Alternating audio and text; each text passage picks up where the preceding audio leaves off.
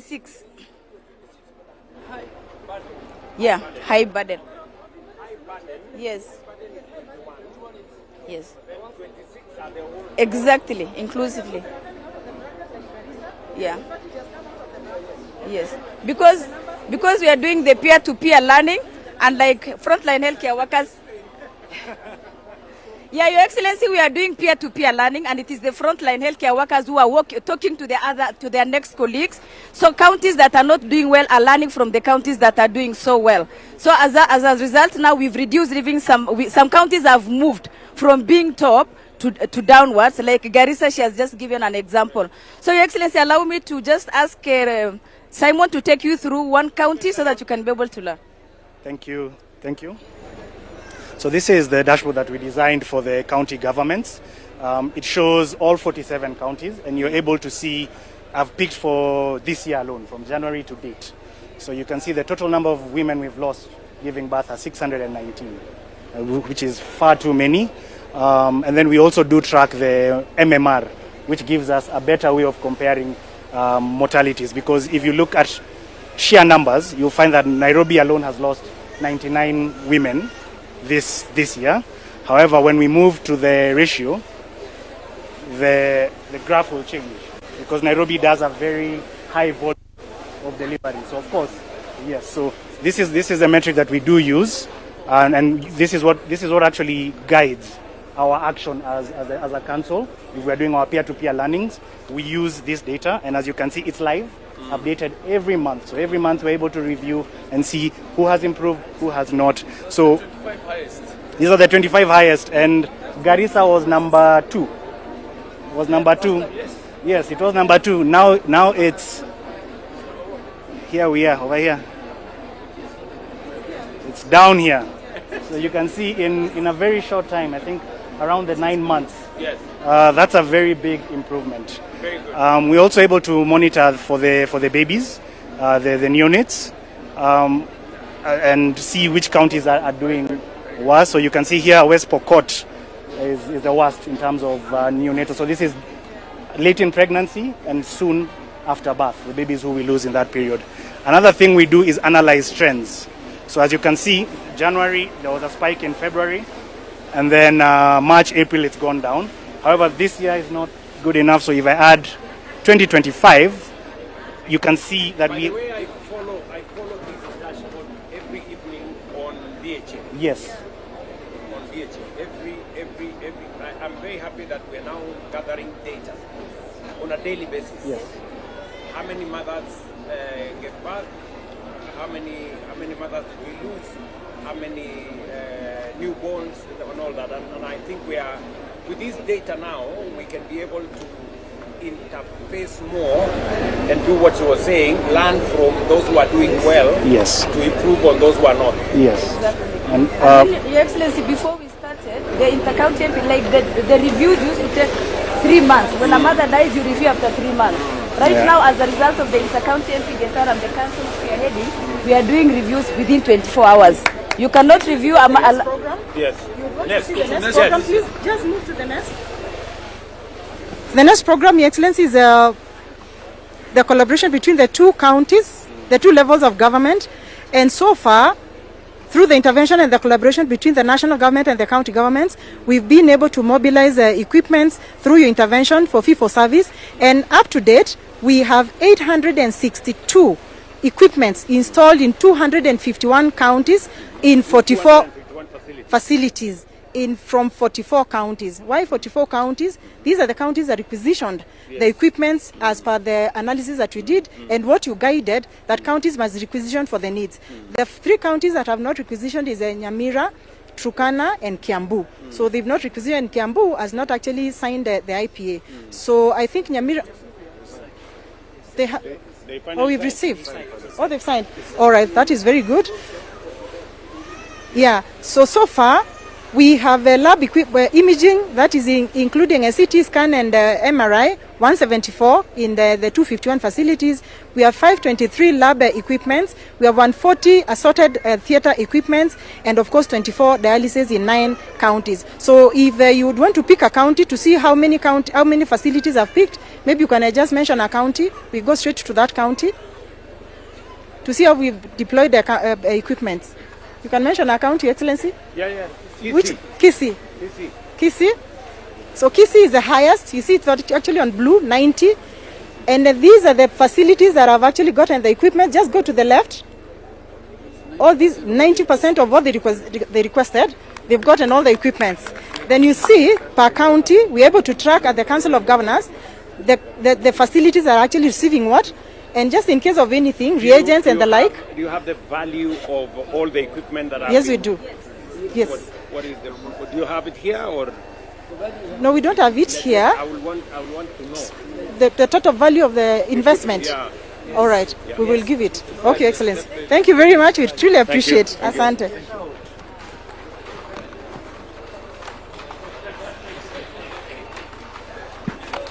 Health financing is everything, Excellency. Good morning, Your Excellency. How are you, Your Excellency?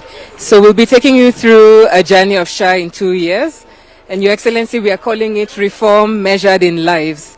Your Excellency, to begin with, we have 32.3 million Kenyans registered.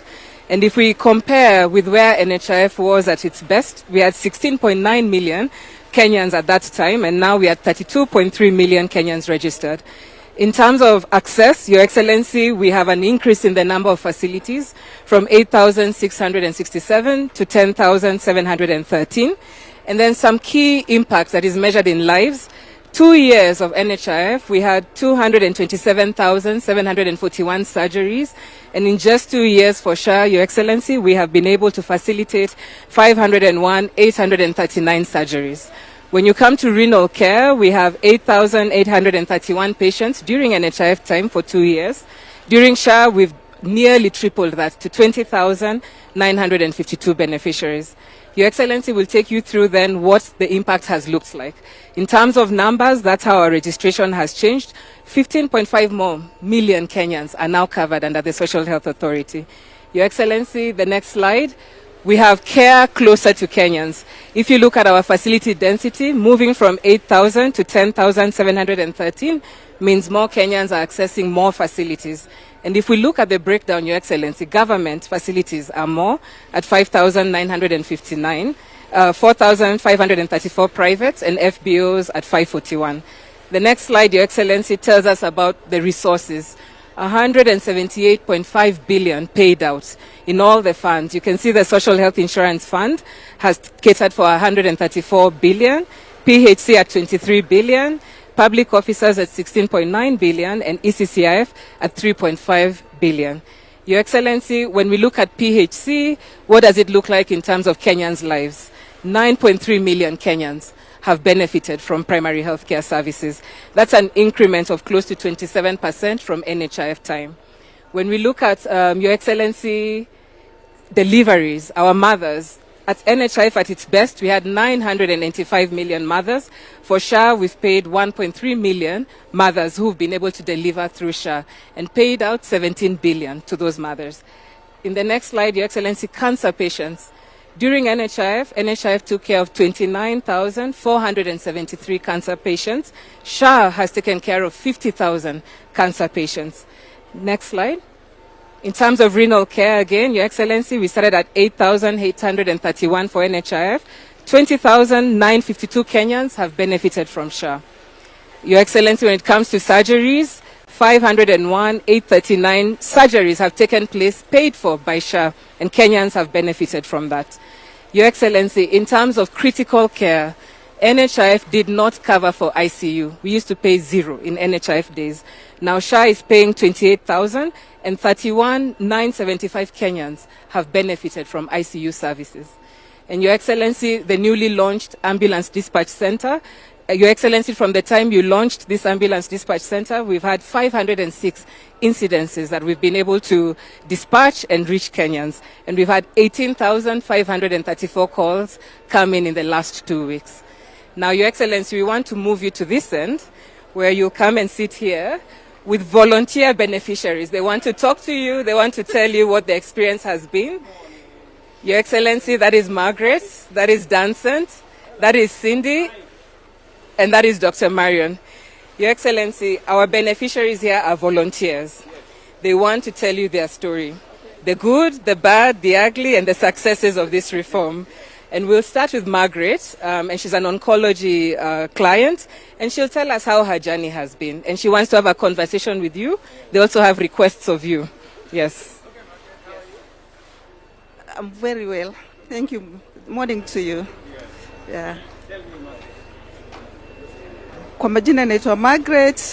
Wacha niongee Kiswahili ndio kila mtu asikie. Kwa majina naitwa Margaret Lily. Mwaka jana nilijisikia niko na lump kwa matiti, nikashtuka. Kwa sababu nikajiambia, hizi kansa za matiti zinaanzia na lump. Nitaanzaje? I'm just a housewife. So nikakaa 6 months nikichuna majani tu, nikichemsha, nikikula tu hivi, nikiona nitapona. Then nikamuongelesha rafiki yangu mmoja anaitwa Mama DLL, akaniambia, mbona ujisumbue? Ushasikia kuna kitu inaitwa SHA? Nikamwambia, hii SHA hii watu wanasema SHA ifanye kazi. Akaniambia, wacha kusikiza stories za watu. Nitakupa 4,000, uende ofisi ya SHA, uende ujiregister, alafu tuone itakusaidia kivipi. Akanipa siku 2, akaniletea 4,000 na M-Pesa, nikaongezea 2,000, nikaenda kwa ofisi ya SHA, nikaenda nikajiregister, na kufika pale niliulizwa tu maswali ya kawaida. Uko na simu gani? Unaishi wapi? Vitu kama hivyo. I think walikuwa wanajaribu kuni evaluate wajue nitalipa ngapi. Nikasemekana naweza lipa 6,000. Nikalipa. Nilivyolipa nikauliza tu saa hiyo hii naweza kuitumia lini? Nikamwambia hata saa hiyo ukienda hospitali utaitumia. Mimi nikalala, kesho yake nikakimbia hospitali. Kufika hospitali nikaulizwa kitu ya kwanza, uko na SHA? Nikamwambia niko na SHA. Wakaangalia wakasema hii SHA itafanya kazi. Nikaingizwa kwa daktari, daktari akanipima, nikaambiwa nende nifanyiwe skani. Nikasema sasa mimi sina pesa. Sasa hiyo daktari anakuongelesha, unaangalia kwa simu ni contact gani utapigia utafute pesa. Lakini kupelekwa kule scanning, SHA ililipia kila kitu. Nikashtuka kwanza. Unajua mwanzo hii ugonjwa ya kansa inakutia wasiwasi. Hujui utatembea vipi, manake ni sio ugonjwa ati kesho umepona. Lakini sasa vile nilivyoenda hospitali nilivyolipiwa na SHA, nikaanza kupata nguvu. Nikapigia msichana wangu nikamwambia SHA imenilipia. Akasema mama, ukweli? Mbona mimi nasikia SHA ilipiwa? Hata nikamwambia nimelipiwa, hata nimefanywa scanning na nimeona ndio nifanywe biopsy. Machozi ya furaha ilinitoka. Mtoto wangu akasema, nikikuona jioni kwa nyumba nitafurahi ndio nijue ni kweli. Mimi ni mgonjwa kweli. Nimeenda matibabu. Nimefanywa hivyo vipimo vyote na SHA ilinilipia. Nikapelekwa chemotherapy. Hata sikukaa, baada kuonekana tu sasa ni kansa hii, already daktari akanipeleka kwa chemotherapy. Nikamuza chemotherapy itanicost pesa ngapi? Akaniambia wewe usijali. Si uko na SHA na SHA inafanya kazi. SHA itakulipia. Mimi ni mgonjwa wa kweli wa kansa. This is my card. Na hizi ni hizo makaratasi ya SHA walizonilipia. Hizi. Walikulipia kama pesa ngapi? Kila session iko na pesa yake. Chemotherapy ilikuwa inalipia around 63,000. Chemotherapy ilikuwa inalipia around 63,000 per session. Na linenda 8 session, sikulipa hata shilingi, zote SHA ilinilipia. Ningeweza kweli mimi? Singeweza. Kutoka chemotherapy almost 11 months kwa sababu nilianza treatment on October last year, na sasa hii ikifika October nitakuwa nimemaliza 1 year. Na session zote after chemotherapy nikapelekwa surgery. Nikauliza surgeon itanicost pesa ngapi? Akaniambia it's going to cost you 182,200.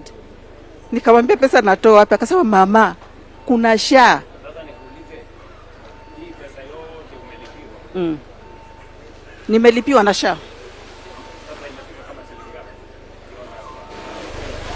Kwa sababu kwanza ilikuwa ni 550,000, alafu tukaja tukapewa top up ikafika 800. ikafika 800. Yes. For 550 to 800.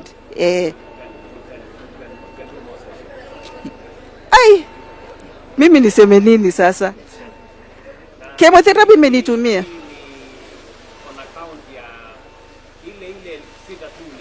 Elfu sita tu. Hapana. Hiyo 6,000 tu niliolipa. Inanilipia paka leo. 8 sessions 663,000 multiply. Alafu surgery 882,200 plus niko na shindano Herceptin naenda 45. They're supposed to be 18 cycles. So far nimepata 11. Kadi ndio hii. I mean nimepata 10 on 24th. Herceptin.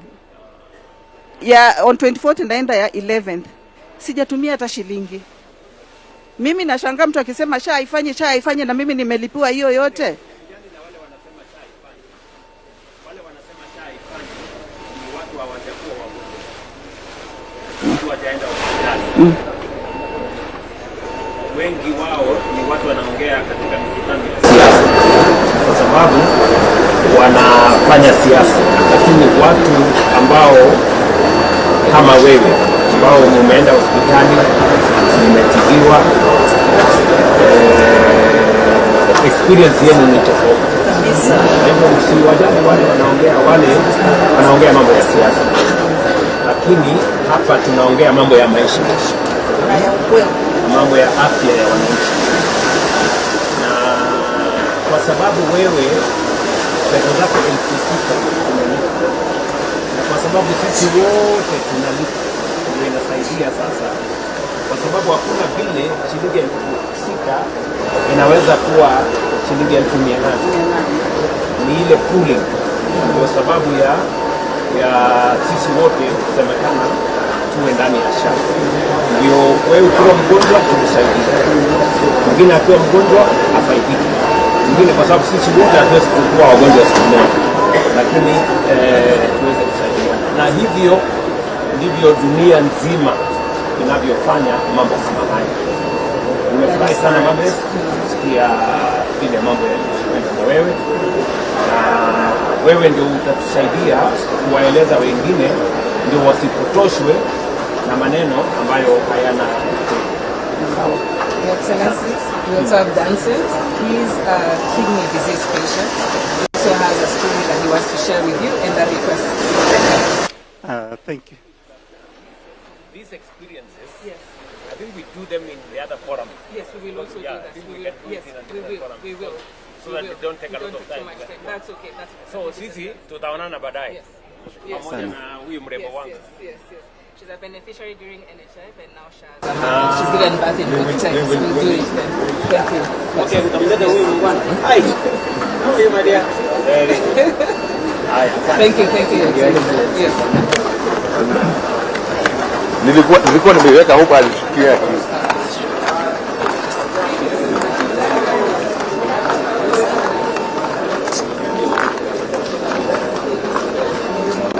Your Excellency, thank you so much, Your Excellency, our President, the Deputy President, Prime Cabinet Secretary, and so here is KEMSA. KEMSA, we are saying we have to contribute to universal health coverage. Our business is to ensure commodity security, so that the Hakuna Dawa syndrome that is in the heads of Kenyans is a thing of the past. So we are very happy to report within the last 3-4 years, we have managed to move from an order fill rate of 40 to 90%, over 90%. Actually, our target, Your Excellency, as we have agreed, is to 100%. So anything in public health over 95% is very good at the moment. So the Hakuna Dawa thing should go away. How did we reach there, Your Excellency? We said when we found KEMSA chasing 3,800 molecules to buy, then we said, we really need all this. So we started with our team and the county pharmacists, and we discovered we just need just about 500 SKUs. So we focused on smart buying on the 500, and again we asked ourselves, do we need to deal with the old policies where we keep stocks for 6 months? Then we said, no, shrink and grow. Keep stocks for 3 months, and then grow. So that magically brought our order fill rate very high. So, Your Excellency, we have very serious visibility. We are not working in the darkness, end-to-end supply chain visibility. So as an example, we can at real time, this is a dashboard, see what our order fill rate is, how many orders we have, like the 984 orders, what is the value, the monetary value, over 500 million for those orders. We're serving about 855 facilities for that order, and in about 35 counties. And then it also tells us how much we have been able to push. The green one shows us we have pushed over 500 million to those facilities. Yes, Your Excellency.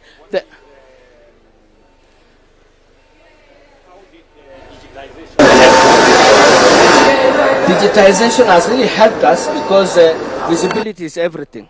It will help us to be traceable, to be auditable, to be visible. So actually KEMSA, I can say, is fully paperless. Yeah, at the moment. So the next thing is now to hook into DHA so that we have one national LMIS for the country. So digitization has helped us. Dennis here is able to drill down to the exact facilities. The ones I've said 855. How have you changed the delivery model? So on one side, you have digitization, helping in getting visibility and, managing dark ends, Now, how has delivery changed? To the facility or to the county stores? Your Excellency, KEMSA is the only agency that can do doorstep delivery, what we call doorstep. We don't deliver at the county or sub-county. The governors here know we deliver to the facility, to the... How did that change? What changed? Over time, we changed. For some time now, that has been the model. So we don't deposit anything at the county or sub-county. We deliver at the doorstep of the health facility. The time frame. Yes, sir. So, time around. Yeah, order turnaround time is the other thing that we measure, and we've also revolutionized that. By the time you order, and the time it takes for the medicines or products to be at your doorstep, we have changed that. We have asked ourselves, when we came, warehouse was working like a normal office, 8 to 5. We said, is this not a normal office? Can we do a shift system from 7 a.m. to 7 p.m. with the same staff? So some are reporting at 7 and leaving at 4. Some are reporting at 10 and leaving at 7.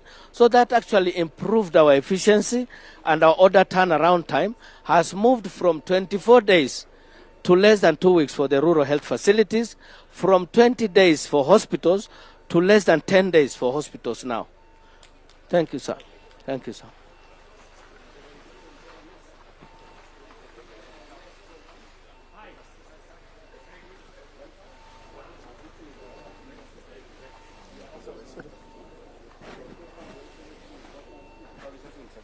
Facilities.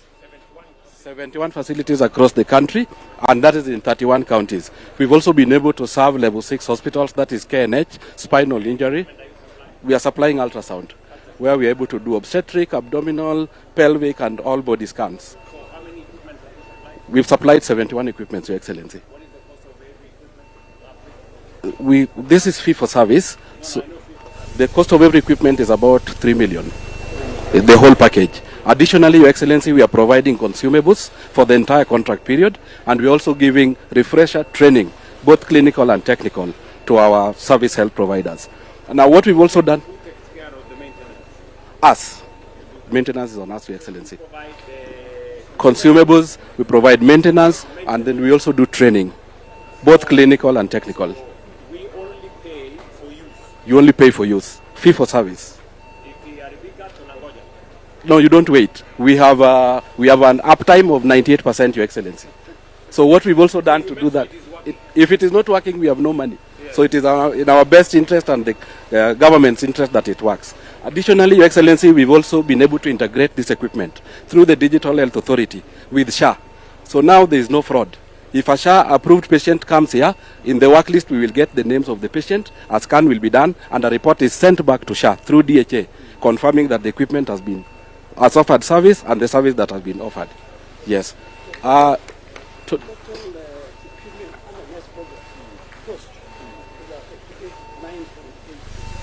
supplied. In facility. Your Excellency. How many citizens, how many artisans? Your Excellency, this equipment has been able to offer 217,000 plus cans since inception. Yes, across the country. And the hospitals are those ones? Yes, those ones across the country. How many counties? 31 counties. Yes, 31 counties. Very good. Hello, how are you? Your Excellency, Karib. Salama. Safi kabisa. Welcome to NESP. I think we have Donald who will take you through the MRI. Welcome, Your Excellency. I think somebody should take us through all of them in one go. Okay. So we have MRI. In how many facilities?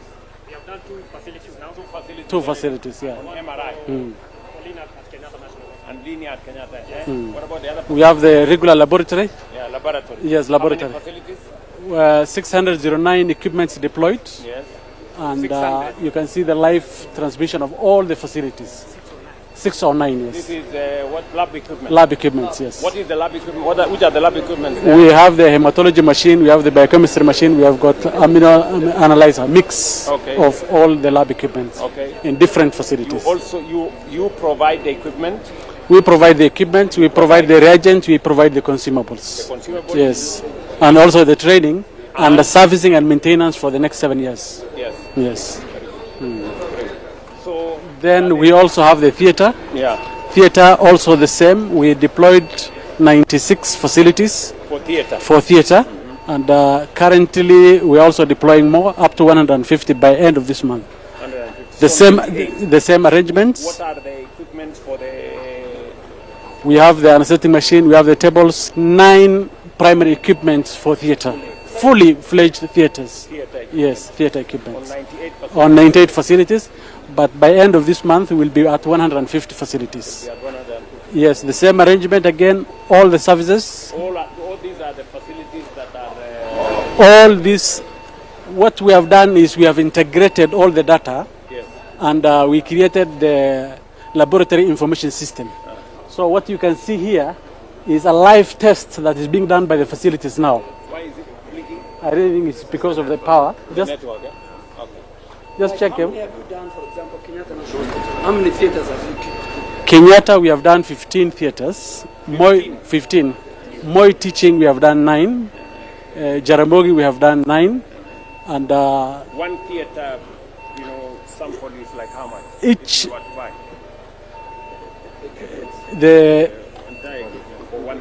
For one theater is around 15 million. Yeah, 15 million. Yes, 15 to 20 million because the highest is 20 million. Yes. 8 theaters. 8 theaters for Margaret. So 8 theaters. If you do 10, that's 150 million. That's 150 million. Which yes. you would have. Yes. Your Excellency, And I thought you should know that lady for cancer. It's in her family. Her sister, as we speak right now, is a beneficiary of Child Cost General. This is us. How are you?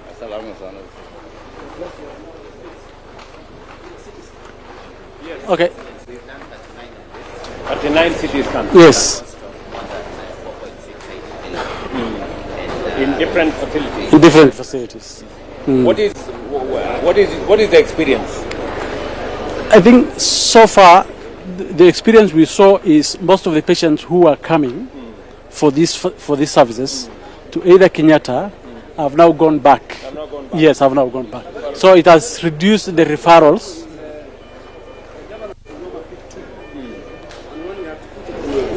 Because of the highway and many accidents. So if the number of funds Kenyatta will pay the rate, Your Excellency, the game changer here is that it's a 100 slice. So they can do more complex procedures. Dialysis. Yes, how are you? Yes. So here we have dialysis. So in short, dialysis does the work of a failed kidney. by cleaning the fluid and waste from the blood hours at a time and a couple of times a week. So I'll jump to the numbers. So at the moment we have 24 machines installed. We've scheduled an additional 28 machines to be installed, including an installation being done this week, and we're projected to be at 100 machines by the end of the year. Additionally, we've digitized these machines that allows the Ministry of Health to view this utilization in real time, verifying the services they're paying for. Additionally, also provides analytics to help make better informed decisions. Okay, we will. Thank you. Good morning, Your Excellency. Good morning. How are you? Thank you, sir.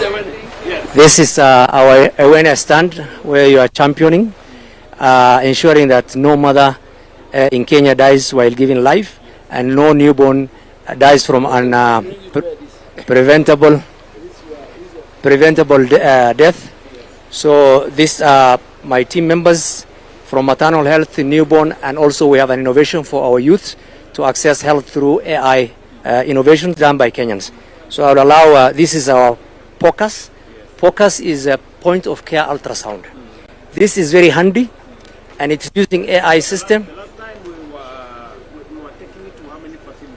635. This year we will do similar numbers. 635 facilities. Yes. Across 21 counties. This year we'll go to 26 counties.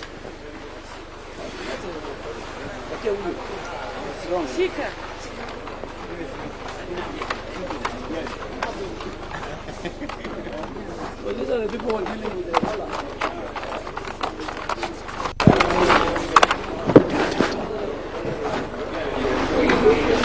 Yes.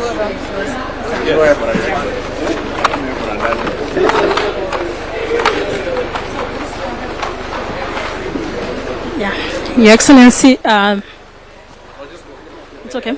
Yeah, so this is the Kenya National Public Health Institute, established by the government as the health security agency, guiding matters of protecting the public against events of public health,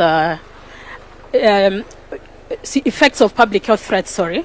So here we are going to demonstrate the outbreaks that we have been trying to respond to. In this current year, we have been able to respond to rabies, we have responded to chikungunya, we have responded to cholera and anthrax. Currently, we are responding to the dengue fever, which is in Garissa and Wajir. We already had 1,678 cases. We have also been responding to mpox, 1,261 cases already, and measles outbreak that is currently ongoing at 463. As you're aware, Your Excellency, we have Ebola outbreak in DRC, and recently Uganda and France also reported cases. Two, yes. So there were 12, but yeah, it's done now. So now. Yeah, so Kenya has not reported any case, but we have already tested around 196 samples that have come to our lab. Yeah, but all of them are turned negative. Yes, people traveling, others who have come to the hospital and have symptoms of Ebola, but presented to the health facility. And in our history taking, we demonstrated that they had either traveled to Uganda or DRC. We have already screened 420,000 cases and 20,000 people at points of entry. Yeah. All right.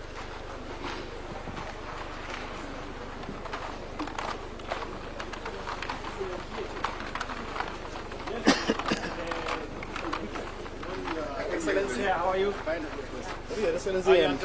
Salama sana, Your Excellency. We're going to show you what we've done in digitization. Remember, Your Excellency, one of the main problems we had on UHC is accessibility. And one of the first issues that was there is our public hospitals did not have the digital systems and digital infrastructure to be able to provide services. That's why even under NHIF, they used to get a mere 34% of the money. And therefore, Your Excellency, the first thing we did is provide these tablets to all our public facilities, 6,700 of them. This tablet, Your Excellency, comes with power bank, and Your Excellency, it comes with paid up internet of 10 years.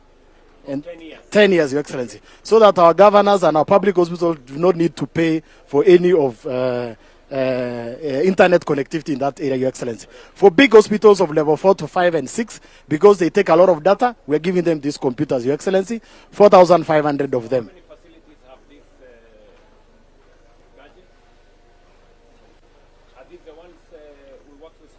Yes. There are 6,473 out of 6,700. Few of them, others are still ongoing, Your Excellency. And you can see every county, Your Excellency. In every county, you have each and every how much we have distributed for them. For each facility and every. Yes, Your Excellency. And you can even see, Your Excellency, you can go as it is now. We are able to see how many are live now, because we also monitor. We do not allow anybody to use this device for any other purpose apart from for health. Your Excellency, the second, as we go that, you can move to the second one. So this is how the coverage looks like, and that is how Safaricom is giving us 2G or 3G or 4G in every of those areas. Your Excellency, the second area was the issue of data centers. Many of our public facilities used to have small data centers. For the first time, Kenya became the first country to have a sovereign cloud. This is where we centrally store the data for all our facilities and all health. And that is what we have done in supporting public facilities, Your Excellency, to be able. On our sovereign cloud. Yes. We have Go Live Sovereigns, and they're in 3 key areas in the country, Your Excellency, so that it will never go down. Your Excellency, after giving the infrastructure, we come in to give them the software, because they were also lacking the software. Dr. Mumo is here, and he will take you through what the facilities are able to see now, how many have we done, and he will also take you through, Your Excellency, what exactly they are able to see to be able to make decisions using data. Your Excellency, welcome. You promised, we delivered. And with this, Your Excellency, 95% of our facilities in Kenya are digitalized, all the way from level 2 to level 6.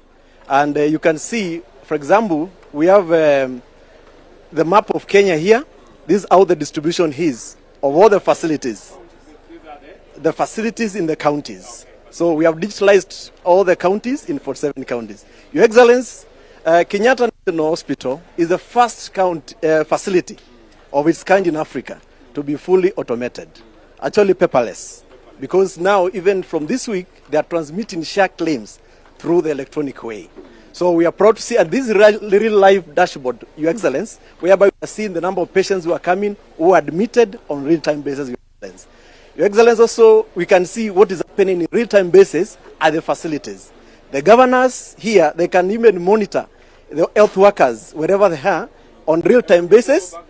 Yes, Your Excellency. So you have the nice county, Longisa, Bomet, Poros. Yes, Your Excellency. Yes, and you can see the health workers where they are, Your Excellency. In terms the names of health, how many? Like now we have this one, Hassan, who have seen 29 clients this morning. You can always monitor what is happening in real-time basis. And Your Excellency, you can see the number of clients who have been seen in every facility on a daily basis. So we promised, you promised, and now we have delivered. You can see the number of clients who have been seen through the system. Over close to 30 million clients have been seen through this. People have been seen through our electronic systems, HMIS, Your Excellency. Yes, and we have actually insurance. And you can see in a month, Your Excellency, we are having more than 4 million clients coming, our patients, to be seen through the electronic platform. So you promised, and now you can see we have delivered as a country. Thank you. Thank you very much, Momo. Your Excellency, here. Yes. Sorry. So Your Excellency, the third area is about logistics. How do we ensure our drugs are safe? How do we ensure that we're able to track these drugs? But Dr. Wamisha will take you through, Your Excellency. So good morning, Your Excellency. This is the new kid on the block in Digital Health Agency. So the starting point when digitalizing health products and technology is to have like a Bible, a dictionary on how we identify health products across the health sector. So what we have is a product catalog, the national product catalog, and that's what you're looking at. Everyone who's prescribing, dispensing, bringing in medicines must read from this product catalog. So for example, like this medicine is particularly there. We were designing as a package. What yes. No, the benefits. Pharmacy benefit package. Exactly. So from there, we then move to health facilities need to be consuming this particular product catalog, and we are doing that through our Taifa Care Hospital Management Information System. The biggest question, The yeah. Taifa Care Hospital Management System. Yes. What is the connection with KEMSA? Exactly.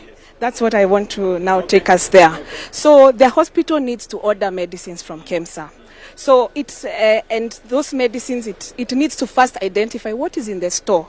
So the system has a pharmacy and stores module. So the pharmacist is able to see this is what I have in store. Then they are also able to now requisition to KEMSA through what we are calling the National Logistic Management Information System. And you can... That is housed in DHA? Yes, housed in DHA. So let me take you to the NLMIS. This is a game changer, Your Excellency. Here we are going to onboard manufacturers, distributors. We've already onboarded KEMSA. KEMSA, we can see we have 10,609 products. This is real time. We can also see the prices. Today, when a pharmacist wants to buy medicines, they have to call somebody, ask what is happening. So on the NLMIS, we have the marketplace. This is going to be a marketplace. So once the order comes in, then the facility is then able to have a global-like experience. This has not been there. The facility in charge wonders, is the truck arriving? When are the medicines coming? But now with this, they are able to tell where their order is. All this is happening through the National Logistic Management Information System and their audit logs. The last bit that we are working on with PPB, I'm not sure what is the connection with KEMSA. KEMSA seems not to be clear. Are they sure? Yes, we've been working with them. They have onboarded, sir. I want you people to pay some attention. Okay.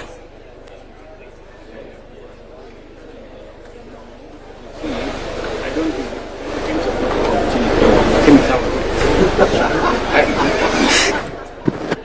Okay, the last bit that we are working on with PPB is to uniquely identify the health products. Your Excellency, I have two medicines in front of you. One has what we call the global standard, what is used to uniquely identify the product, and that is this. It's a data matrix that has got lots of numbers. Then this one doesn't have. Okay, it just has this barcode. We want all medicines coming to Kenya to have this, and we are working with PPB to ensure that this happens. We are currently in transition period, so we are starting with the ones that already have, but by 1st January, anything else coming in here must have this. Then with this, of the medicine. Exactly. The source, exactly. It's the correct ones. Exactly. Traceability. Exactly. And then, Your Excellency, the connection with the patient. Allow me to show you that. Yes. The last one is on Afya Yangu. Because the patient must be in the story. So on Afya Yangu, this is an app that the patient has in their hand on a phone. And this is actually me who visited a health facility a few days back. I had a headache, I was feeling unwell. I went to a senior health center, and this excited me, Your Excellency, because a few days later, when I went to my Afya Yangu, I actually saw the medicines that I was given. They didn't know that it's Joyce. I was just unwell. So this is where we want to reach. When we say everyone has to be on the highway, all the health facilities must be on the highway. The community pharmacies, this is it. Yes. Eventually get it on their phone that they had been to hospital. Exactly. They were attended. Exactly. This medicine was given to them, and this amount of money was paid for them. Exactly. This claim was lodged on their behalf. Exactly. And yes. Yes. Check your doctor. Yes. So citizens have affairs, doctors have. Your Excellency, final one is, remember we had an issue of big issue of fraud across the areas, and we are using the AI engine, Your Excellency, to manage fraud. I want to give Dawe, Your Excellency, to take you through what we have been able to achieve so far. Your Excellency, my name is Dawe. Mzuri sana, Your Excellency. Asante. What we have been doing is karibu, nimekaribia Joyce. Yes. So what we do is we use big data to detect any anomalies in claims data. We use things to do with patterns detection. If a facility has 10 claims this month, how is it they have 1,000 the following month? And there is no public health emergency. We use things like provider collision. Why is a certain provider just working with certain doctors only? We flag out those cases, duplicate claims patterns. How is a patient in certain facility and the same patient is in another facility in Lamu? So those are the things the AI engine does. We pick up those cases. Previously, we used to do those cases post-payment. Now, SHA does not need to do that. We are able to flag those cases before even payment is done. We flag it off, we review it, we give to SHA for investigations. Currently, we can see the active threats, even as at today. We have, Nairobi is not, we are not saying Nairobi is a critical area, it's just the volume of business and transactions they are doing. This is as at today, we have about 45 fraud cases that have been picked up, about 2.5 million, followed by Mombasa and Nakuru. And then we are able to see the active cases as at now. If you allow me, Your Excellency, total active cases ahead of time, before any processing has been done. It's real-time fraud monitoring. Yes. So we don't have to do 18 months later, 1 year later, post-audit and say SHA has paid, yes. We don't need to do that anymore. So that's what the fraud engine is doing.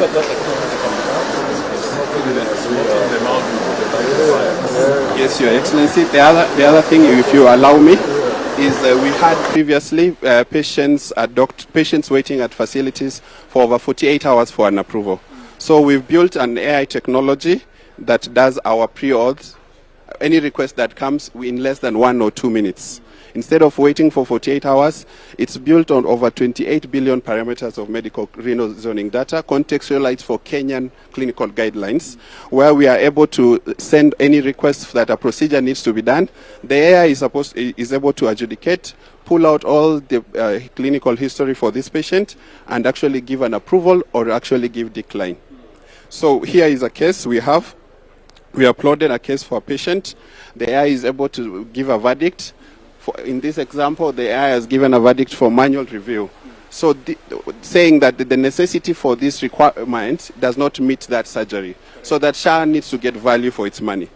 So this is the pre-auth AI we have done.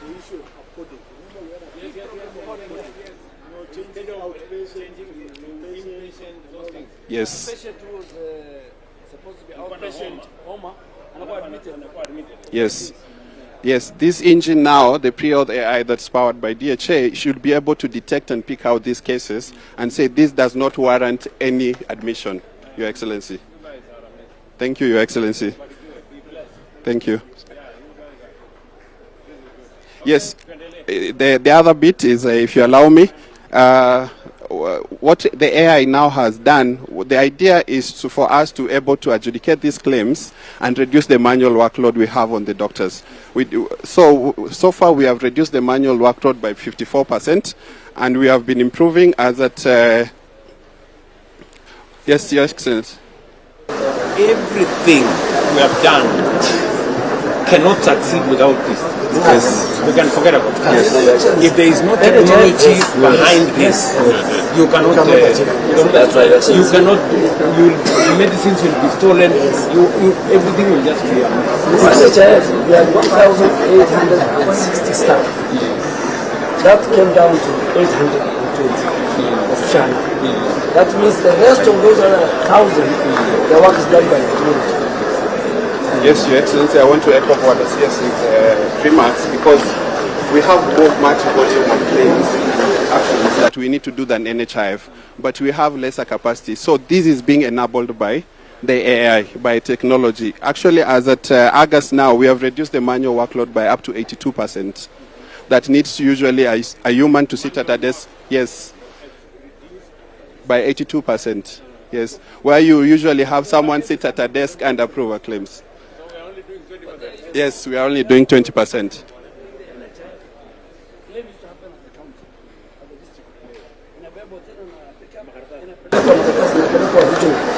regional unakuja NHIF.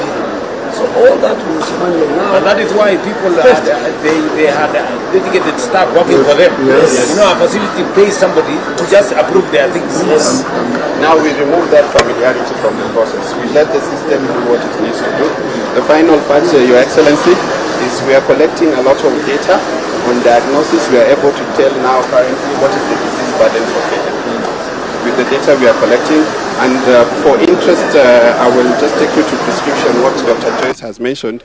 Currently, there is a lot of work. Yes. Yes, Your Excellency. Agree on with certain people to use our data on some understanding. Yes, Your Excellency. Yes.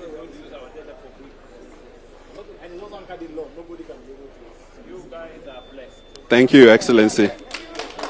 Thank you, Your Excellency.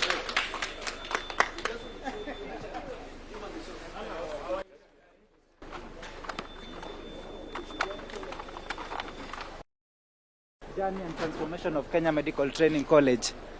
Your Excellency, Kenya Medical from 72 campuses to 92 campuses and 6 satellite campuses in the last 4 years. Your Excellency, we are in 45 of our 47 counties in the Republic of Kenya. Your Excellency, we've increased the number of curricula in KICC by 28.6%, from 98 curricula to 126 curricula to address the emerging issues in the health sector. Your Excellency, in 2024, you supported us to employ 620 employees. Majority of them are lecturers. Your Excellency, the student admission has risen by 37.2% from 24,000 to 33,000, Your Excellency. Your Excellency, the student population has increased by 65% from 54,332 to 89,586. Most of them, yes.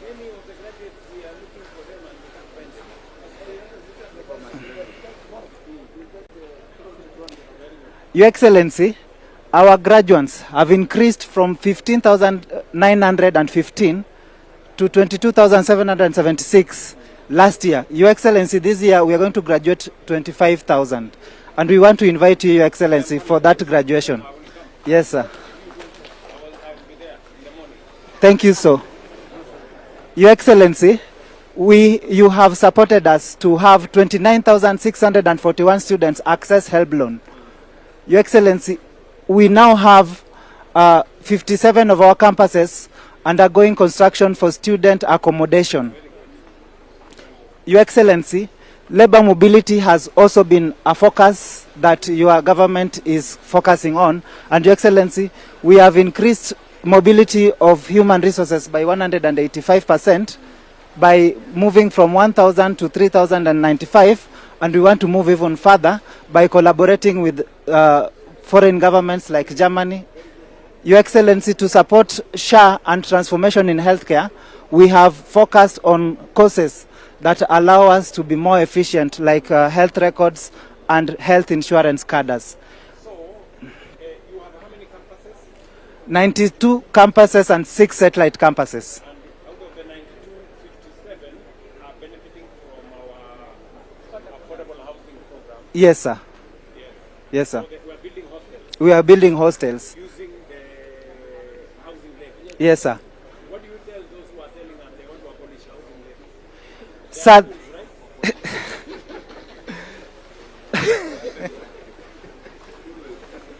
Your Excellency, this is one of the best transformation for us, because initially our students used to have challenges getting accommodation. You can imagine a student leaving Mombasa to get admission in Mumias and without pre-arranged accommodation and without hostels. Yes, sir. And right now it is going to be dignified accommodation for our students. Your Excellency, to support Ewene, we have our programs that focus on reproductive health. And Your Excellency, finally, we are cognitive of the need to support communities where we live. And Your Excellency, we have grown 387,000 trees to support your vision of 15 billion trees. And Your Excellency, we also recognize accidents that happen on our roads, Your Excellency.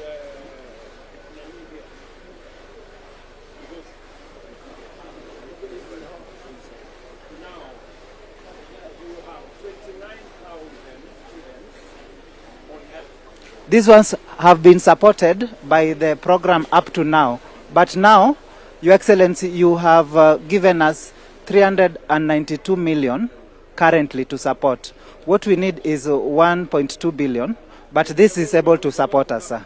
Yes, sir. Under the new, when Parliament passes tertiary education placement and practice act, yes, sir. we're going to cover all the students. Yes, sir.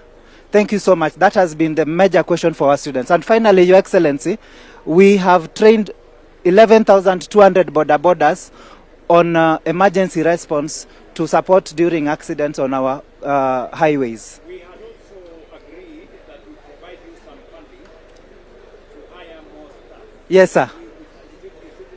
It's in the budget, sir. We have 1.92 billion. 1 billion out of it is for recruitment. 392 million out of it is for help, and 580 close to 1,200. Yes, sir.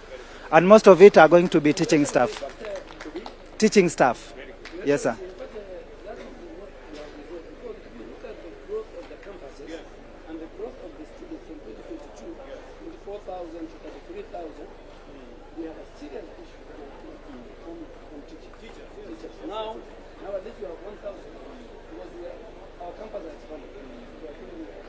Your Excellency, thank you so much.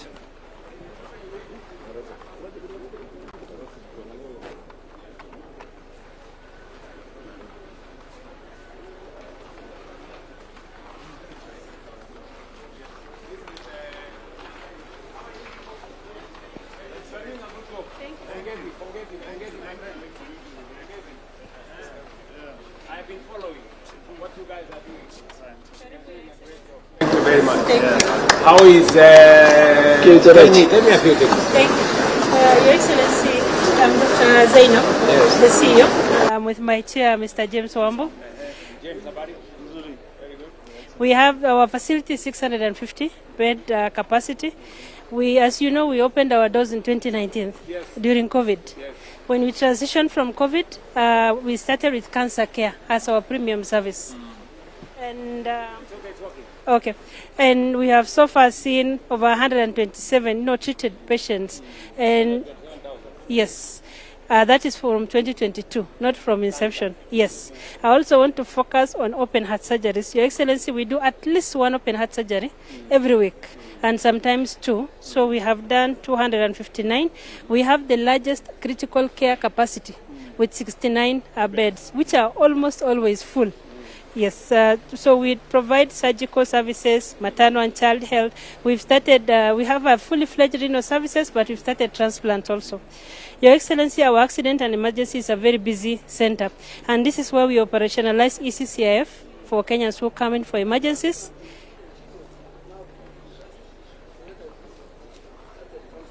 Yes. Yes. Will cover 1.2 million. Yes. So Kenya doesn't need to work. Yes. Your Excellency, 99% of our patients have sugar. Yes. 99% of our patients have sugar. We are redirected almost 20 ambulances every day. You are telling us It works. It works. It works. Your Excellency, there are cancer patients who come to me and tell me, Dr. Zainab, you have to make sure they are drugs because I don't have any other option. KU is my option. I can't afford out of pocket. So please make sure I don't miss my drugs. So it works, Chair, Your Excellency. We have operationalized the 922 diverse almost 20 ambulances to us every day. So our accident emergency is active for ECCIF. Yes. Your Excellency, we have all the diagnostic, imaging and laboratory testing that we provide across the radiology and the lab services. And we want to focus our next presentation on cancer because it is our premier services. Please walk with me. I show you the rest a little bit towards that end. Thank you. Thank you.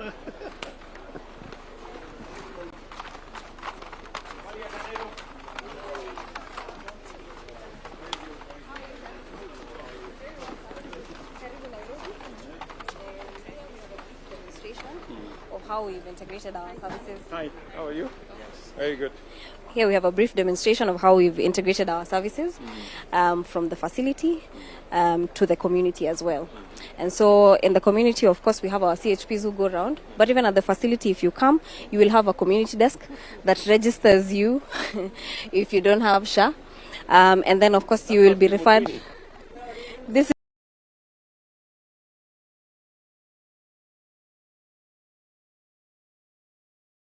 Ruto. Yeah, and then of course you will be referred to the facility, and this is one live one from Makadara. You can see the number of patients who we've seen today. How many patients? Today at Makadara Hospital we've seen 95 patients.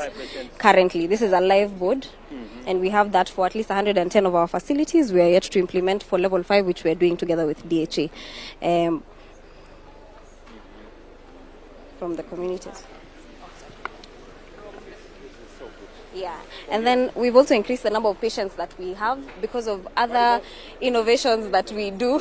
So we give an aftercare service for our mothers in Riruta. So they have a massage for also the father and the mother as well. Thank you very much.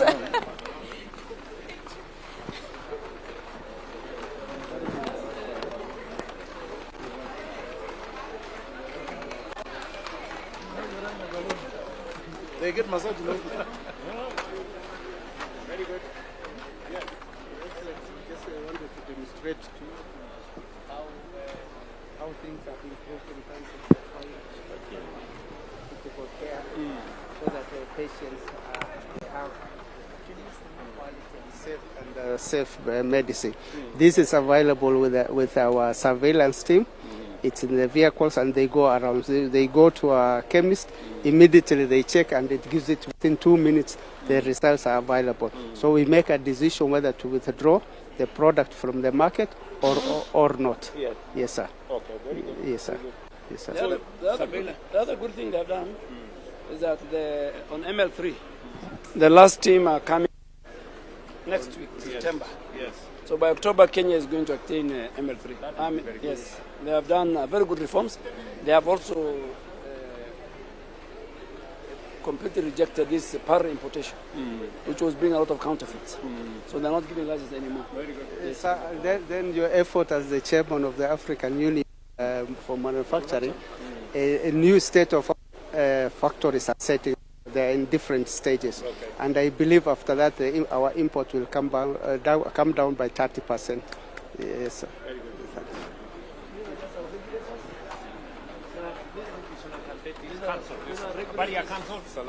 Yes. You're the one registering the doctors? Yes, all the doctors, the dentists, and the health facilities, including the recent ambulance registration that we've done to enable the critical care part. Yes. What was that problem we are trying to solve? Because we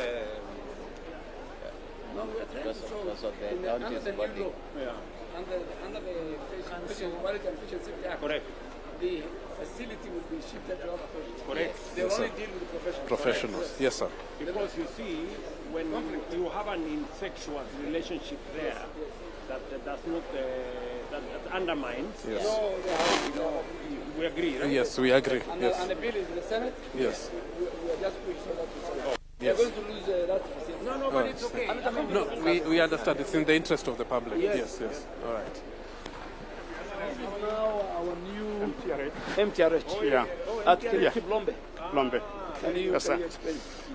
Karibu, Your Excellency. So this is a new MTRH Kiplombe. As you can see, just behind there, this is where we are. This is where the structures are. Accelerate.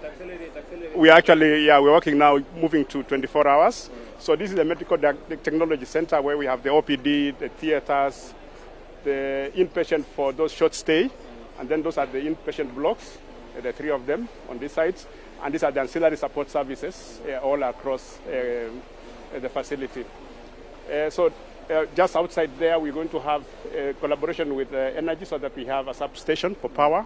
And then we're going to have just on the side here a farewell home and also a chapel for those patients who are going, living, visiting. I'm very unhappy at the pace. Yeah, we will. Yeah, we will force him. There's going to be 2,000 beds.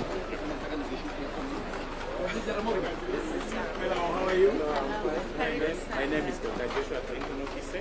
I'm the acting CEO Jaramogi Odinga Teaching and Referral Hospital. And we want to thank you so much, Your Excellency, for elevating Jaramogi Odinga Teaching and Referral Hospital on behalf of the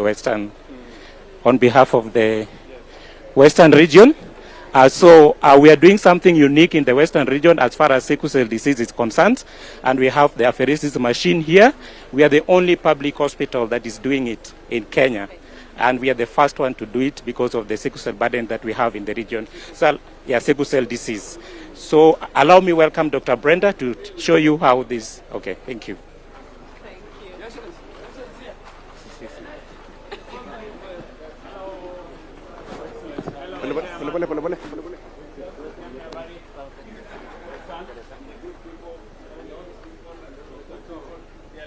Welcome, Your Excellency. Your Excellency, we are talking about 125 years of Kenyatta National Hospital. We started in 1901 with 40 beds. 40 beds. From there, we were renamed King George in 1952. Then we moved to, during independence, we were renamed after the founding father of this nation, Kenyatta National Hospital. Then we started training for midwives. Today we are doing specialized training for nurses. We also moved the university up to where we are. We want to appreciate you for the signing of the legal notice for the first time for Kenyatta National Hospital since 1987. And then we have moved. We came here. We had His Excellency, the Majesty El Selassie, coming here in 1964 at Kenyatta National Hospital. So now Kenyatta is established under what? It's established under legal notice, yes, Your Excellency, yes. Yes, we have your instructions to make it a bill, Your Excellency and the Deputy President. Now, these are the nurses of 19...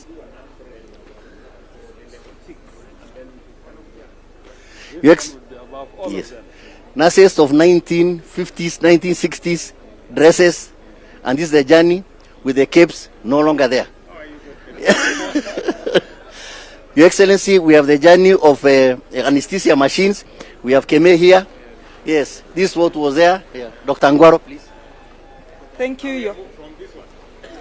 Your Excellency. This was the original old anesthesia machine. The EMO machine. Then we moved to the universal anesthesia machine in the 1950s.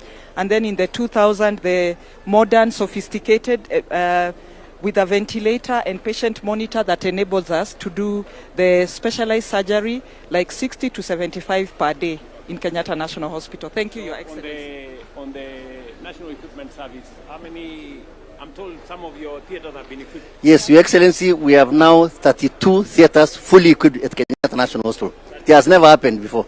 32? Yes, 32, Your Excellency. Yes. Okay, very good. Then you have all that. Good morning, Your Excellency. Good morning. How are you? Fine. Welcome. We are representing newborn unit in Kenyatta National Hospital. Yes. It's a highly specialized unit where we have specialized neonatal nurses to take care of our babies and even neonatologists. So this is a baby that was born preterm. We actually received this baby even from... Sakaja was born preterm. He keeps telling us. We actually received this baby as a referral from Kiambu County, and you know that KNH is the national referral hospital. Yes. So we received this preterm baby at 34 weeks. This baby was born 3 weeks before the time, because ideally they're supposed to come at 37 weeks. So what we do in newborn unit at KNH, we ensure that the baby is kept warm. So you see we have a very specialized resuscitator that is able to take care of this baby. We are giving warm. We are also having a CPAP machine. This is called a CPAP machine that is able to help this baby to breathe because the lungs are immature.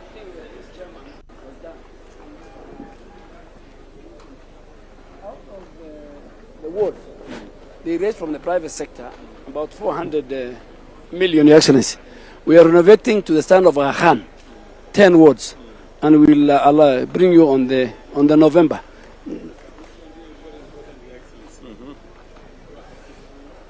So good morning. I'm quite good, and you? My name is Michael Mwambi. I'm a clinical engineer at Kenyatta National Hospital. Your Excellency, I am Melissa Aloch, a clinical engineer at the Kenyatta National Hospital. And Your Excellency, I'm Dr. Margaret Mwasha, a consultant prosthodontist at the Kenyatta National Hospital. We mean that we are engineers with now a medical bent, meaning that we started with basic engineering as undergraduate level. No, we had to go abroad for training. Yes. Your Excellency, we are advancing surgical care and prosthodontic rehabilitation, leveraging AI, digital health, and advanced medical technologies such as this 3D printer that you can see here to offer world-class medical services to our patients, not only transforming their lives, but giving them a hope where there was none. So, Kenyatta National Hospital is the first and only hospital in sub-Saharan Africa to have an embedded 3D printing point of care system. Where when we work, we combine the engineering principles with clinical workflows to improve and optimize patient outcomes and patient care. Yes, thank you. Yes. Thank you.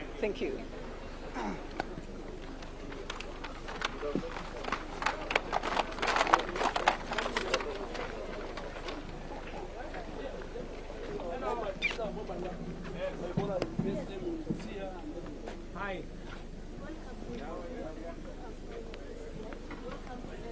Laboratory services.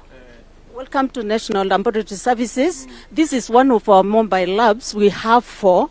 This is where high and dangerous pathogens are detected with BSL-3. We have some of these labs have been deployed to the border side for the region. We have 4.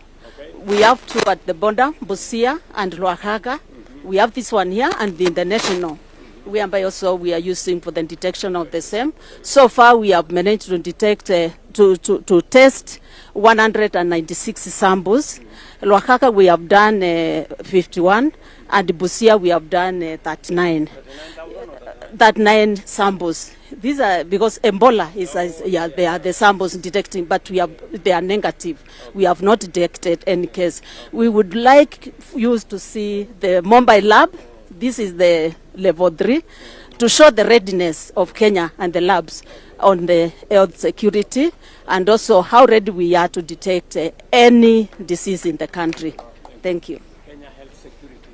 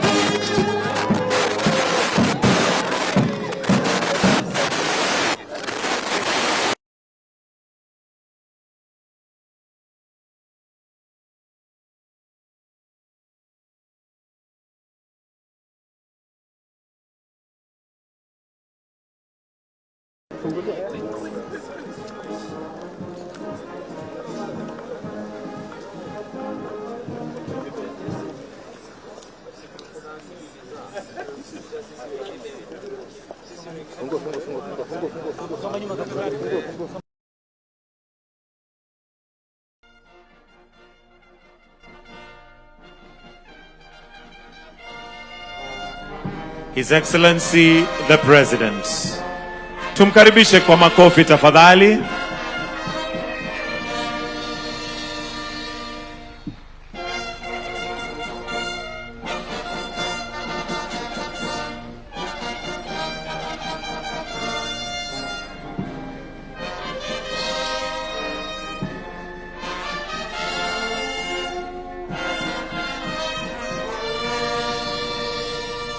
While we remain standing, we'll start with the two anthems, starting with the Kenyan national anthem, followed by the East African anthem. The anthems.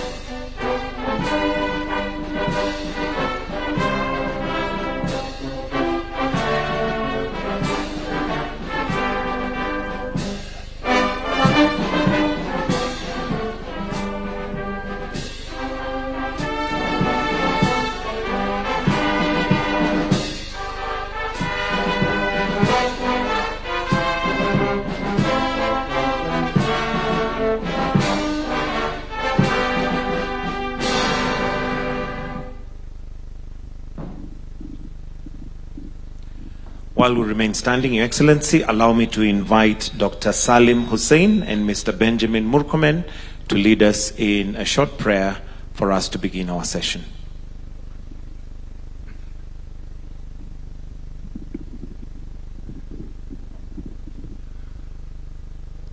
Tuombe. Bismillahir Rahmanir Rahim. Alhamdulillahi Rabbil Alamin. Ar-Rahmanir Rahim.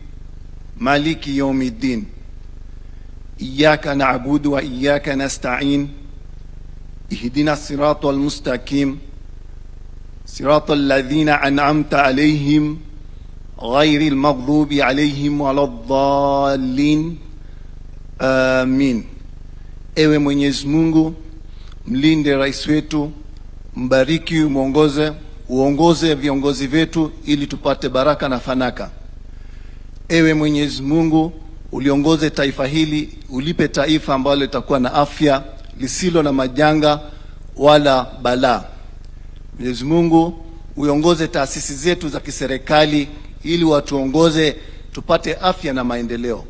Tunakuomba uweze kubariki huu mkutano wetu wa kilele wa afya ili watu wetu waweze kupata afya na watu wote ambao wako nchini Kenya wapate afya. Tunaomba yote katika jina lako ewe Mwenyezi Mungu. Amen.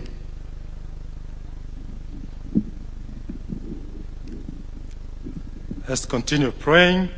Heavenly Father, we come before you today with hearts of gratitude, acknowledging that all authority comes from you. We thank you for the gift of life, for bringing us together for the Kenya Health Summit. We lift up our President, Dr. William Samoei Ruto, all the leaders of our country, and the citizens. Grant our leaders wisdom, protection, strength, and understanding as they guide us and our nation towards universal health coverage. Oh Lord, guide us, guide our discussions and decisions with wisdom, unity, and compassion. May this health summit be a turning point towards stronger health systems, greater preparedness, quality, accessible, and equitable health care for all Kenyans. May this summit yield meaningful and lasting solution and strengthen our health system for the benefit of every Kenyan. We commit this summit into your hands. Lead us now, guide us, and bless our efforts. For in Jesus' name I pray with thanksgiving. Amen. Let us kindly take our seats. Your Excellency, Dr. William Samoei Ruto, President and Commander-in-Chief of the Kenya Defense Forces, Your Excellency, Professor Abraham Kithure Kindiki, Deputy President of the Republic of Kenya, Your Excellency, Dr. Musalia Mudavadi, the Prime Cabinet Secretary, Honorable Moses Wetangula, the Speaker of the National Assembly, Mr. Gary Conneal, Resident Coordinator, United Nations, all Cabinet Secretaries present and Principal Secretaries present. In this case, we have Honorable Aden Duale, the Minister for the Cabinet Secretary for Health, Honorable Ahmed Abdullahi, COG Chair and Governor, Wajir County, Ms. Neema Kimambo, WHO Country Representative, Host Governor, Honorable Johnson Sakaja, all governors present, all members of parliament present, development partners, stakeholders, and all in the health ecosystem, distinguished ladies and gentlemen. Your Excellency, with your permission, allow me to invite Dr. Ouma Oluga, our PS State Department for Medical Services, who will give a short welcoming remarks before inviting PS Modoni to then guide us with the program. Tupigie makofi tafadhali akija, PS Dr. Ouma Oluga.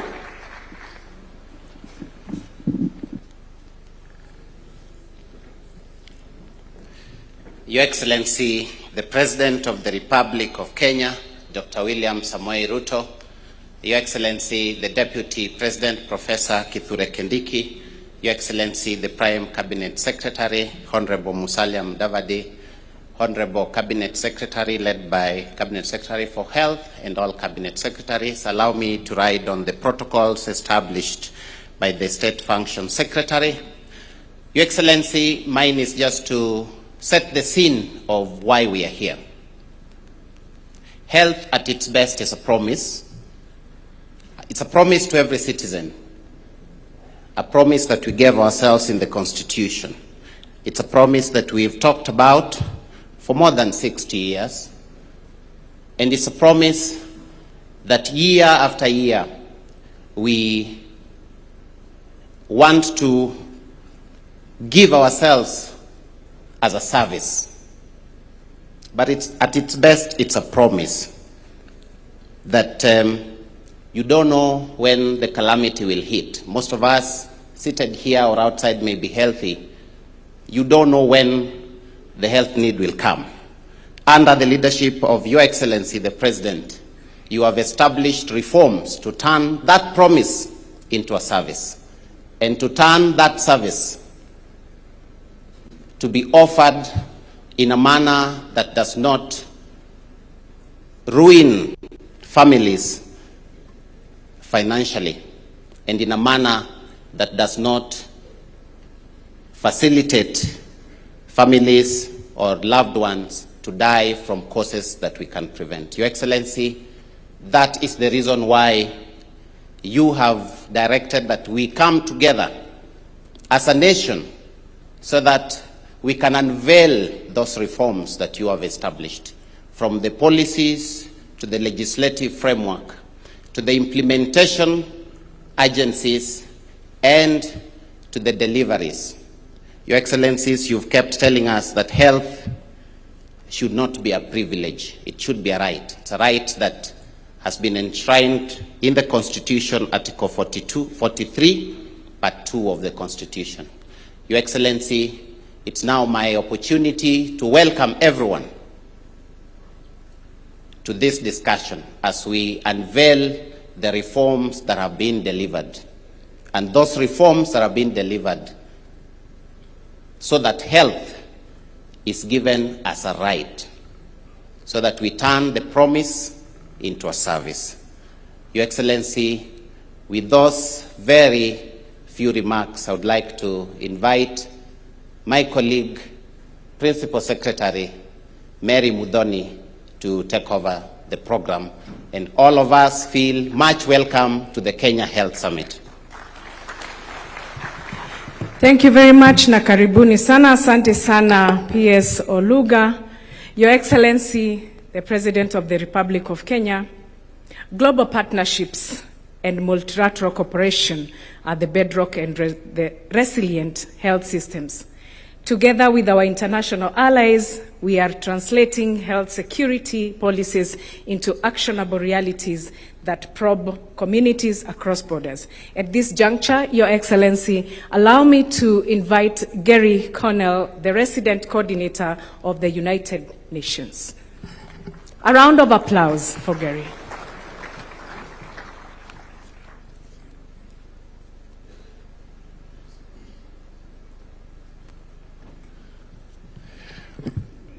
Your Excellency, Dr. William Samoei Ruto, President of the Republic of Kenya, Your Excellency, the Deputy President, the Prime Cabinet Secretary, the Honorable Speakers of the Senate and the National Assembly, Cabinet Secretary for Health, Chairperson of the Council of Governors, Excellencies, Governors, Honorable Members, distinguished delegates, and above all, the health workers and community representatives in this hall today. Good morning, and what an inspiring morning it has been already. I am honored to speak on behalf of Mrs. Zainab Hawa Bangura, Director General of the United Nations Office in Nairobi, who conveys her warm greetings to this summit, and to address you as Resident Coordinator on behalf of the United Nations family in Kenya. Thank you for convening the whole health system in one room. The national government and the counties, parliament, health workers, communities, faith-based and private institutions, academia, and partners. No single institution can deliver health. And a summit that begins from that truth, in my view, begins extremely well. The theme you have chosen, reforms delivered, health as a right, sets a demanding standard, and I believe the right one. It builds on the premise that a right is not measured in the law that proclaims it.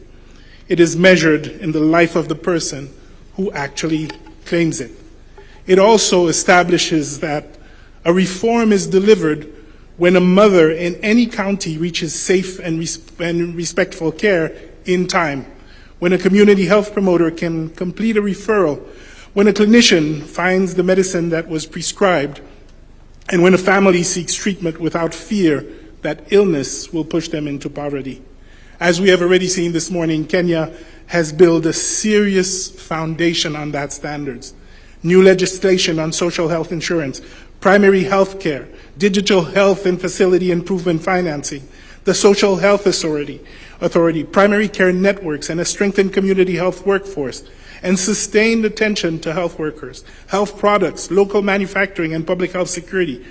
This is important reform architecture and a clear national direction, progress on which Kenya can and will continue to build. Now, this chapter is opening new and expanded implementation, carrying these reforms with equity and quality into all 47 counties and every community. That will ask, in my view, four things to move together. Financing that reaches the point of care and protects households, a workforce that is supported and fairly distributed, reliable essential medicines and technologies, and data that tells leaders who is being left behind. And this morning, again, we saw incredible, innovative work around that. It will ask both levels of government to move as one system, and it will ask all of us to protect essential services as external financing change. The community health promoter kits to be launched this morning carry that ambition in the doorstep of the household, where a right begins to be felt. For our part, the United Nations stands ready to align its collective offer behind Kenya's institutions, not to substitute for them, but to strengthen their ability to deliver for every Kenyan. Evidence and standards, technical expertise, support to national and county systems, to primary health care and health security, and to financing analyses through this transition. One United Nations system team behind a national agenda. We warmly welcome the summit communique and the joint UHC acceleration plan to be adopted here.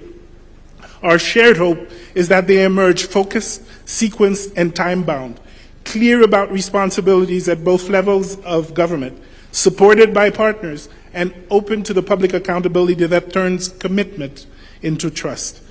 Now, I have spent my working life in health as a physician and a public servant, and it has taught me a lesson that has been long understood here in Kenya. Systems do not deliver simply because they are well designed. They deliver because people, and that's what we're seeing, leaders, health workers, communities, keep faith in one another. Kenya has those people in this hall and in every county. A right written is a promise. A right delivered is a country keeping its word. Mkutano huu na usiahidi Kenya kutimiza ahadi yake kwa kila Mkenya. Asanteni sana. Thank you. Thank you very much. Your Excellency, the battle of universal health coverage is won at the grassroots. And strong intergovernmental coordination ensures that our nation health strategies translate into tangible and life-saving primary healthcare services. At this juncture, Excellency Governor Sakaja, utukaribishe, and then you invite the chair of the council.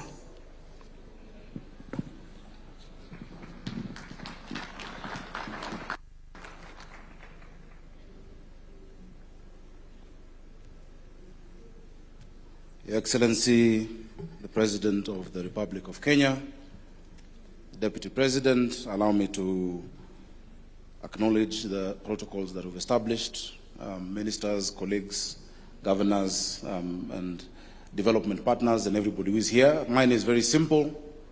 So welcome you to what I believe is one of the most consequential summits that have been held in this country, the Health Summit. Karibuni, Nairobi. Your Excellency, we have seen a true transformation in the health sector, and I can say it with authority as a governor. In many aspects, over the next 2 days, we'll have opportunities to go into the details of this transformation from our primary care networks, where we have, CHPs. In Nairobi, we have 7,820, covering 780,000 households, to the provision of essential services, Your Excellency, reduction of maternal mortality. Hospitals like Pumwani, which would be on the news every day for the wrong reason, have now 0% maternal mortality out of 16,500 deliveries. Your Excellency, we've seen hospitals like Ruto doing 100 deliveries in a month now. New maternity services in Kayole 2, in Mathare North, across the city. The story of the health transformation is something to talk about. We have facilities that would get 100,000 shillings in 2 years. In a year, getting 4 million shillings a month, allowing them to invest in healthcare and to invest in serving our people. Your Excellency, allow me to conclude by saying, because we'll get into all these details, today it was really just to welcome us all.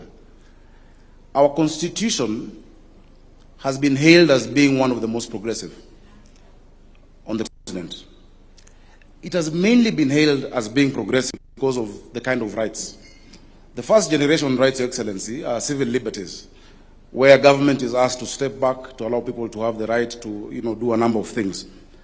But the second generation rights are what we call positive obligations. Positive obligations require government to actually do something. When people talk about constitutionalism in this country, constitutionalism is not just about maandamano or making noise. Constitutionalism is about fulfilling the Constitution. The right to health would not fulfill itself. It has to be designed. It has to be planned. It has to be thought out. There has to be legislation. The right to housing will not deliver itself. It has to be planned for. And Your Excellency, I can say, and I dare say, if there has been a leader who has fulfilled the Constitution of the Republic of Kenya, it is William Samoei Ruto, by these actions that you've taken. So people should not romanticize and preach on pulpits about Katiba. This is what Katiba is. Giving that right to every Kenyan, that health is no longer a privilege for the few, It is not a privilege for those who have money, that just because one person gets unwell, families have to sell their livestock, to sell their investments. What you're doing, Your Excellency, I believe this will be one of your most enduring legacies, the transformation of healthcare in our country. And I think our President deserves applause for what he's been able to do. Your Excellency, we are proud in Nairobi, in SHA. Mheshimiwa Moses Kuria was giving me an analogy because of the numbers we have. The most tech-savvy country in the world is Estonia, where we go to benchmark. The people registered in Nairobi and SHA are 2 times the population of the whole of Estonia. More than 3 million people registered and more than 1 million actively paying every month. And through the DHA dashboard, I can see who is self-employed, who is employed, and how they are doing. So we really thank you and want to really congratulate Mheshimiwa Duale. You have really led the way in healthcare. Your PSs, Oluga, who we are very proud of as Nairobi, and PS Mary Muthoni. Allow me to also salute the thousands of community health promoters across the country who are bringing healthcare to the people. Before, we used to tell the people to go to hospital. These days with the CHPs, the hospital is going to the people. And that has reduced greatly the cost of health service delivery in this country. I'm sure that investment can be quantified by our minister and by the team here. Your Excellency, allow me at this juncture to invite the chairman of the Council of Governors to also come make his remarks and introduce the governors, the many governors who are here. Your Excellency, we have members of parliament, we have senators I can see, we have members of the National Assembly. I hope at some point they'll also get full recognition and introduction by the minister as he comes. Tupigie chairman wetu makofi tafadhali.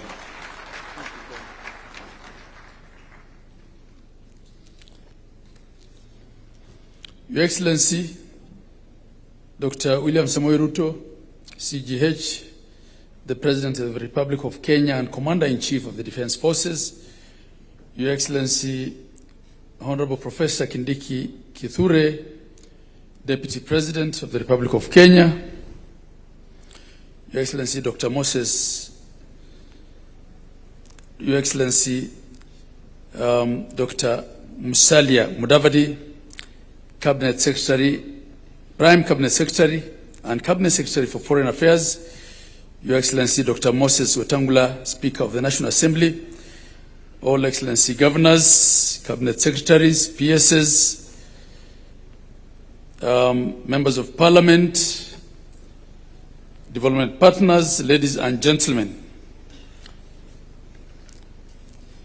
Your Excellency, it's a great honor to join you at the Kenya Health Summit 2026 on behalf of the Council of Governors and the 47 county governments.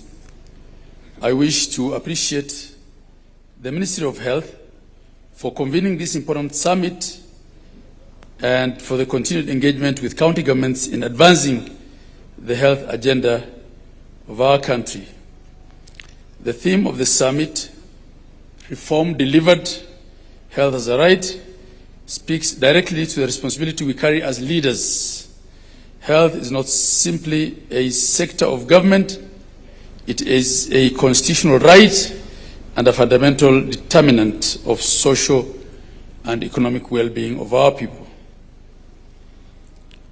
Your Excellency, we meet here more than 16 years since the promulgation of the Constitution of Kenya 2010, which fundamentally transformed our system of governance. The evolution has evolved from a constitutional aspiration into one of Kenya's most consequential governance reforms. Today, Your Excellency, our emphasis is that we can do so much for Kenyans in the health sector through coordinated intergovernmental implementation, functional service delivery, and measurable patient outcomes. And I want to confirm on behalf of the COG that we have actually achieved so much in the space of healthcare.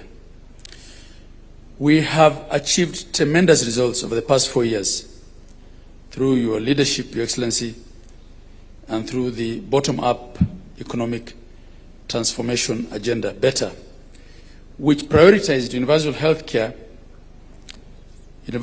coverage for all Kenyans. I wish to highlight, but just a few areas that demonstrate the progress we have made and equally the work that remains before us. In primary health care, over 107,800 community health promoters, CHPs, were deployed under a 50-50 shared financing model between the national and county governments. This has expanded health service availability at the primary level. Primary care networks, PCNs, have increased from 89 to 277. On health financing, Your Excellency, since the inception of the Social Health Authority, counties have cumulatively received 46 billion shillings, out of which 31.4 billion has been paid to hospitals through the Social Health Insurance Fund, SHIF, and 14.2 billion has been reimbursed to primary health care facilities. 98% of public facilities have been onboarded on the Social Health Authority share. Through collaboration between the two levels of government, 32.4 million people have been registered under the Social Health Insurance Fund, representing a significant increase from the 7 million people previously registered under NHIF. Counties have also strengthened emergency response with 304 of our ambulances out of the 506 that we run currently already integrated into the National Ambulance Dispatch System, improving referral linkages and timely response to patients requiring urgent and specialized care. Your Excellency, through your initiative under the National Equipment Service Program, NESP, the county governments have now specialized equipment at all levels. This has gone a long way in improving the capacity of counties to handle critical patients and other access to specialized care. We now have MRIs, ultrasounds, blood equipment, blood chemistry equipment, you name it, in the most peripheral of places, Your Excellency. Through the UHC reforms and digitization, the Digital Health Authority has been able to distribute 42,300 digital devices across level 2 to level 5 facilities, processing share claims in all 47 counties. These are but a few areas that the reforms in the healthcare sector have greatly improved. Your Excellency, this summit is about consolidating gains, celebrating what we have achieved, taking stock, and charting out the way forward on what else needs to be done. We acknowledge certain challenges, especially in workforce gaps and industrial relations, and together we will work to solve those. Your Excellency, as the Council of Governors and the 47 county governments, we reaffirm our commitment to working with the national government, development partners and the private sector, civil society, health workers and communities to consolidate the gains thus far and to address the gaps that remain, as I said. Let this summit mark a renewed phase of cooperative governance, shared accountability, and accelerated implementation. Let's build on what has worked, confront what has not, scale innovation emerging from both the national and counties, and ensure that our reforms are felt where it matters, as it's already happening. Together, let's deliver a resilient, equitable, responsive, people-centered health system where quality healthcare is not a privilege but a right for every Kenyan in every county and at every level of care. Your Excellency, I want to conclude by observing that I have had politicians out there saying that the first thing they will do if they get into office is to scrap SHA. Your Excellency, actually one politician said, on day one, I'll scrap SHA. To replace with what? Your Excellency, your administration is doing its best to fix everything. I think what we have failed to fix as a country is the toxicity of our politics.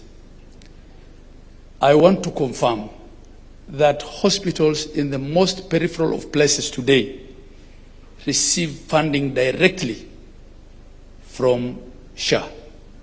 And in many cases, and I've said this before, the challenge we have as governors is to control what they do with that money so that they're not using it to just do more pavements and more renovations, but use it to things that can actually help patient care. This would not have been achievable without SHA, Your Excellency, and without all the policy changes. Your administration has thought through everything from financing to policies to digitization, and as a council, we appreciate the partnership that we have. Your Excellency, let me just take a minute to introduce the governors who are here. Excellency Governors, you may just stand where you are. I hope I can see you.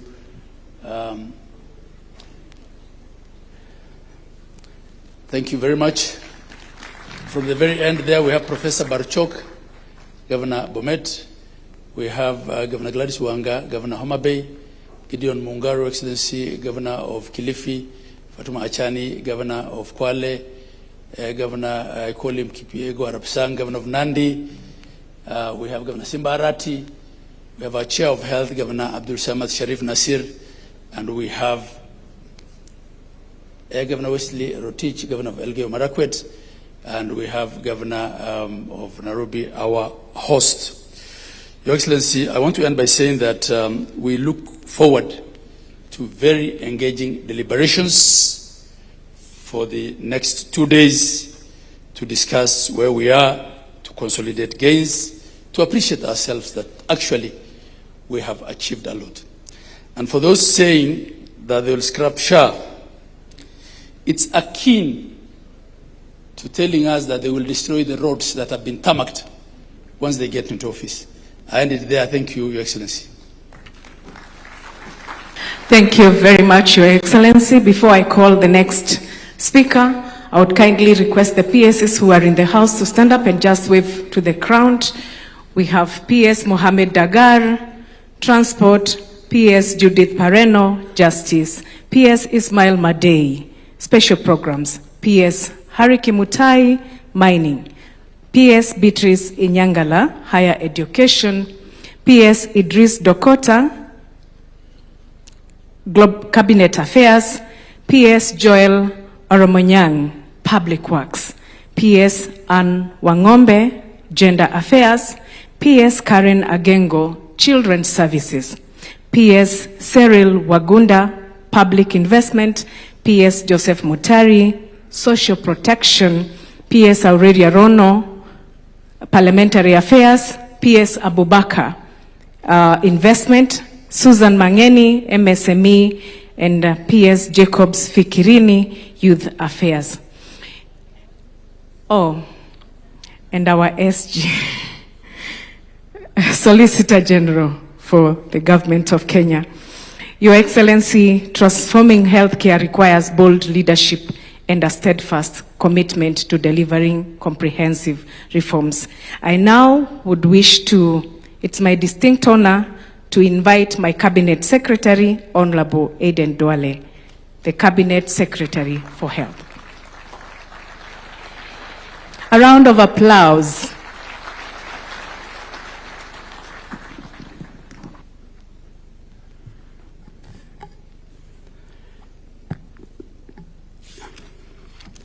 Your Excellency, the President of the Republic of Kenya and the Commander-in-Chief of the Defense Forces, Your Excellency, the Deputy President, Professor Kindiki, Your Excellency, the Speaker of the National Assembly and the Head of the Legislature, Speaker Moses Wetangula, Your Excellency, our Prime Cabinet Secretary, Honorable Musalia Mudavadi, Your Excellency, the Chair of the Council of Governors, Governor Abdullahi, Your Excellencies, Governors present, Cabinet colleagues, Your Excellency, the Cabinet Secretary for Housing, my sister Alice Ohome is here, the Cabinet Secretary for Tourism, Rebecca Miano, the Cabinet Secretary for Gender, the Cabinet Secretary for Environment, the Attorney General, my brother, the Cabinet Secretary for Sports, the Cabinet Secretary for Energy, the Cabinet Secretary for Education, the Cabinet Secretary for Water and Irrigation, and the Cabinet Secretary for Labor.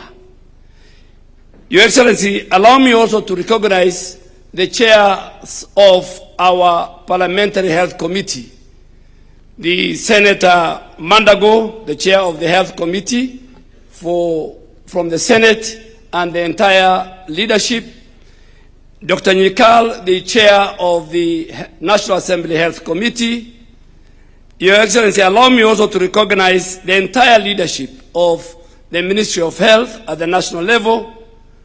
Allow me also to recognize the entire leadership from the CECs of our entire 47 counties who are present here, civil society representatives, NGOs in the health sector, our development partners in the health sector, our diplomatic representatives who are here, a number of diplomats are here. Your Excellency, the heads of health agencies, health workers, citizens who are here this morning, allow me to welcome you and every delegate to the Kenya Health Summit 2026.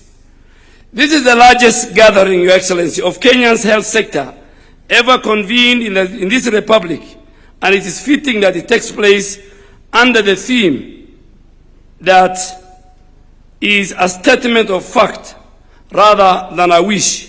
Reform delivered, health as a right. Your Excellency, in August of 2022, the people of Kenya were offered a choice. They were not offered slogans.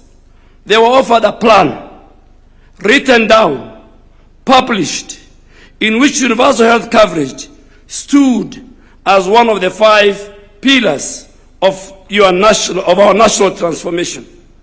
Kenyans read that plan and they give it their mandate by electing you as their 5th president. 4 years later, we have come to this hall to do something that is rare in the politics of our country and in our region. We have come to place that plan side by side with a record and to invite the whole country to compare the two. And I want to say something about why this was possible, because it is not a technical story we want to say. It's also a political one. Every government that has ever governed Kenya knew what was wrong with our healthcare system.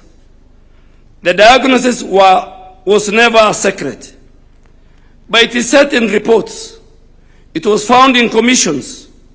It was found in expert panels, in the exit notes of the departing officials, including presidents. But what was missing was also never the analysis. What was missing was a head of state willing to spend the political capital. Your Excellency, in the first year of your administration, you chose to retire an institution that has served this country for nearly 6 decades, that employed thousands, that had a constituency of its own, that has defeated the reforming intentions of every government before you. You were advised, and I know because some time is set in those meetings, and it could have been safer for you to amend, to have the server for you to postpone or to pilot the way some of your predecessors have done, or to appoint yet another task force. You declined all those offers. You went to Parliament as our president, and you asked for the 4 new laws. And that's why the Speaker of the National Assembly and the Committees of Health are here. And when the transition proved difficult, as deep reforms always do, you did not retreat into silence. You went out and explained it publicly in every county in this republic. And that's why we are here today. Not because the Minister of Health is clever, but because this reform had a political ownership at the very top, sustained for 4 years, and the technical machinery built deliberately underneath. Your Excellency, you will shortly place before this nation, is not my duty, the full account of universal health coverage known as Taifa Care. You'll tell the country the coverage we have done. You'll tell the country the contribution, the payments, and the outcome. And allow me, therefore, Your Excellency, to report to this summit on 3 matters that fall directly to this ministry and which determine whether any of that money ever becomes care, the medicines, the equipment, and the people. Your Excellency, a health system on health commodity security. A health system is only as credible as the medicine on its shelves. When this administration came into office, the national order fill rate at Kenya Medical Supplies Authority stood at 35%. In plain language, a facility that ordered 10 essential commodities received fewer than 4. Today, that rate stands at 95%. We restored the authority's balance sheet by recapitalizing KEMSA through 10 billion shilling credit facility arranged with one of our commercial financial institutions. And we did that because there's no supply chain in the world that functions without working capital. We have operationalized the Embakasi Supply Chain Center. We have strengthened our regional distribution hubs in Kisumu and Mombasa. And we have moved the entire chain from paper to platform.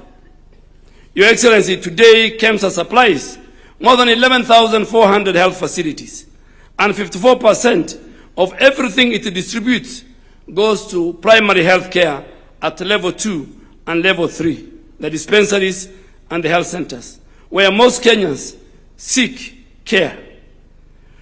What this means for an ordinary Kenyan, Your Excellency, is very simple. The mother who walks to a dispensary with a prescription in her hand now finds the medicine at the end of the queue, and not a referral to a chemist she cannot afford. On National Equipment Support Program, equipment, Your Excellency, because a clinician without a diagnostic is a clinician guessing. Under the National Equipment Support Program that you introduced as one of the key pillars of universal health coverage, as of 30th July 2026, we have installed medical equipment valued at 9.68 billion shillings in 251 health facilities across our 44 counties, showing 239 county facilities and 8 national facilities. Let me be very specific about what that means at the bedside.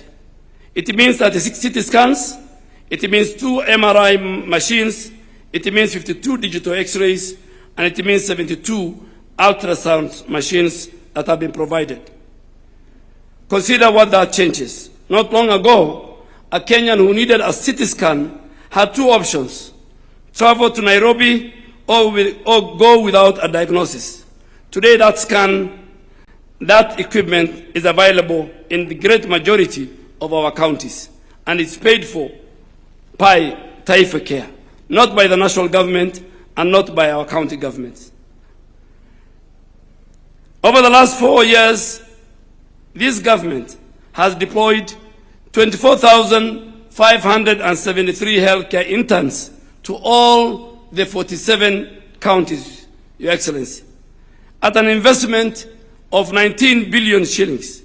An annual placement has risen from 3,373 in the financial year 2022-2023 to 6,800 in 2026, nearly doubling the single admission for our young graduates from our colleges. This has allowed young Kenyans who for 4 years ago could have completed their training and go home to wait, get a placement. We have also sponsored 262 medical registrars across 35 specialties, so that counties who have never had a single specialist are now growing their own. We have released 3.5 billion shillings to settle the accrued basic salary arrears owed to our doctors. Under your direction, we are employing 5,000 additional nurses and midwives are being recruited. All these happened under your leadership, Your Excellency, in the last 4, and we will showcase them as the 2-day health summit progresses. Your Excellency, allow me now finally to acknowledge our partners in this work. To our Excellencies, the governors, health is a devolved function, and every figure that will be quoted in this hall was earned in a county facility by a county staff. This reform has been a genuine partnership between the 2 levels of government, and I want to thank our governors for that. To our development partners who have stood with us, Kenya, through a very difficult period of global health financing, thank you for the confidence you have shown in our healthcare system. To our private and faith-based providers, our professional bodies, our unions, you are inside this system, not outside. And this reform is stronger for your involvement.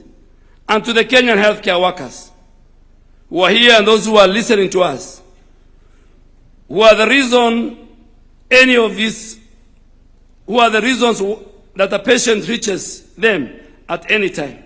This government sees you. Tomorrow, this summit devotes an entire plenary to your future. Over the next 2 days, Your Excellency, we will do an examination of our healthcare financing, primary health care and community health, human resource for health, health products and technologies, health security, digitization of the healthcare system, and our specialized and referral services. Her Excellency, the First Lady, will do a session tomorrow on maternal and newborn health at the plenary.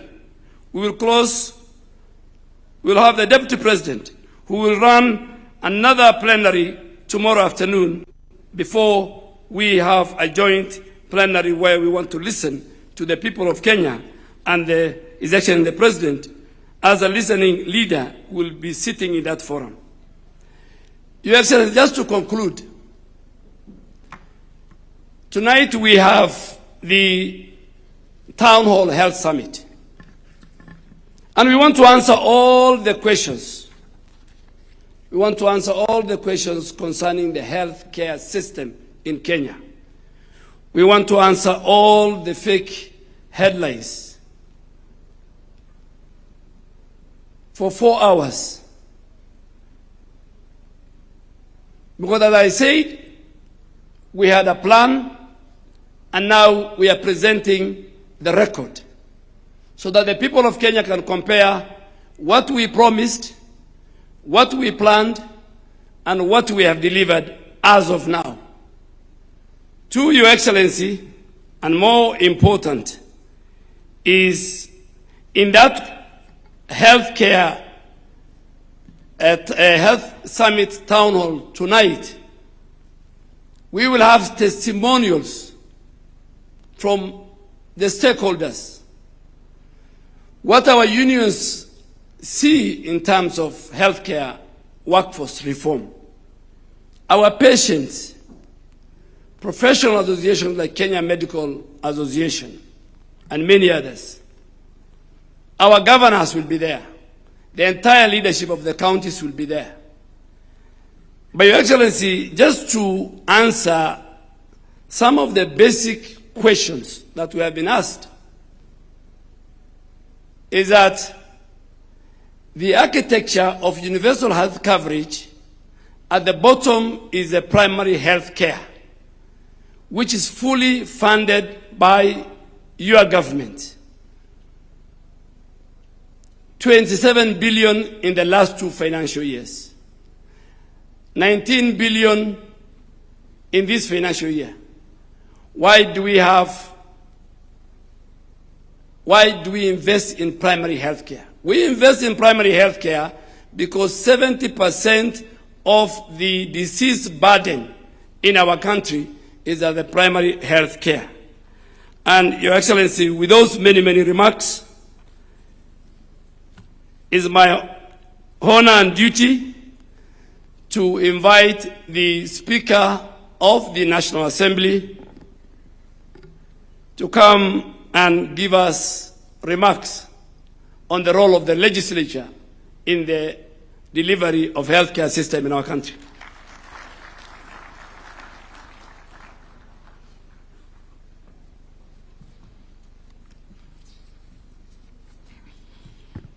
Your Excellency, the President and Commander-in-Chief of our Defense Forces, Your Excellency, the Deputy President, and all established protocols followed, I'm here and I'm honored to address this health summit on behalf of Parliament.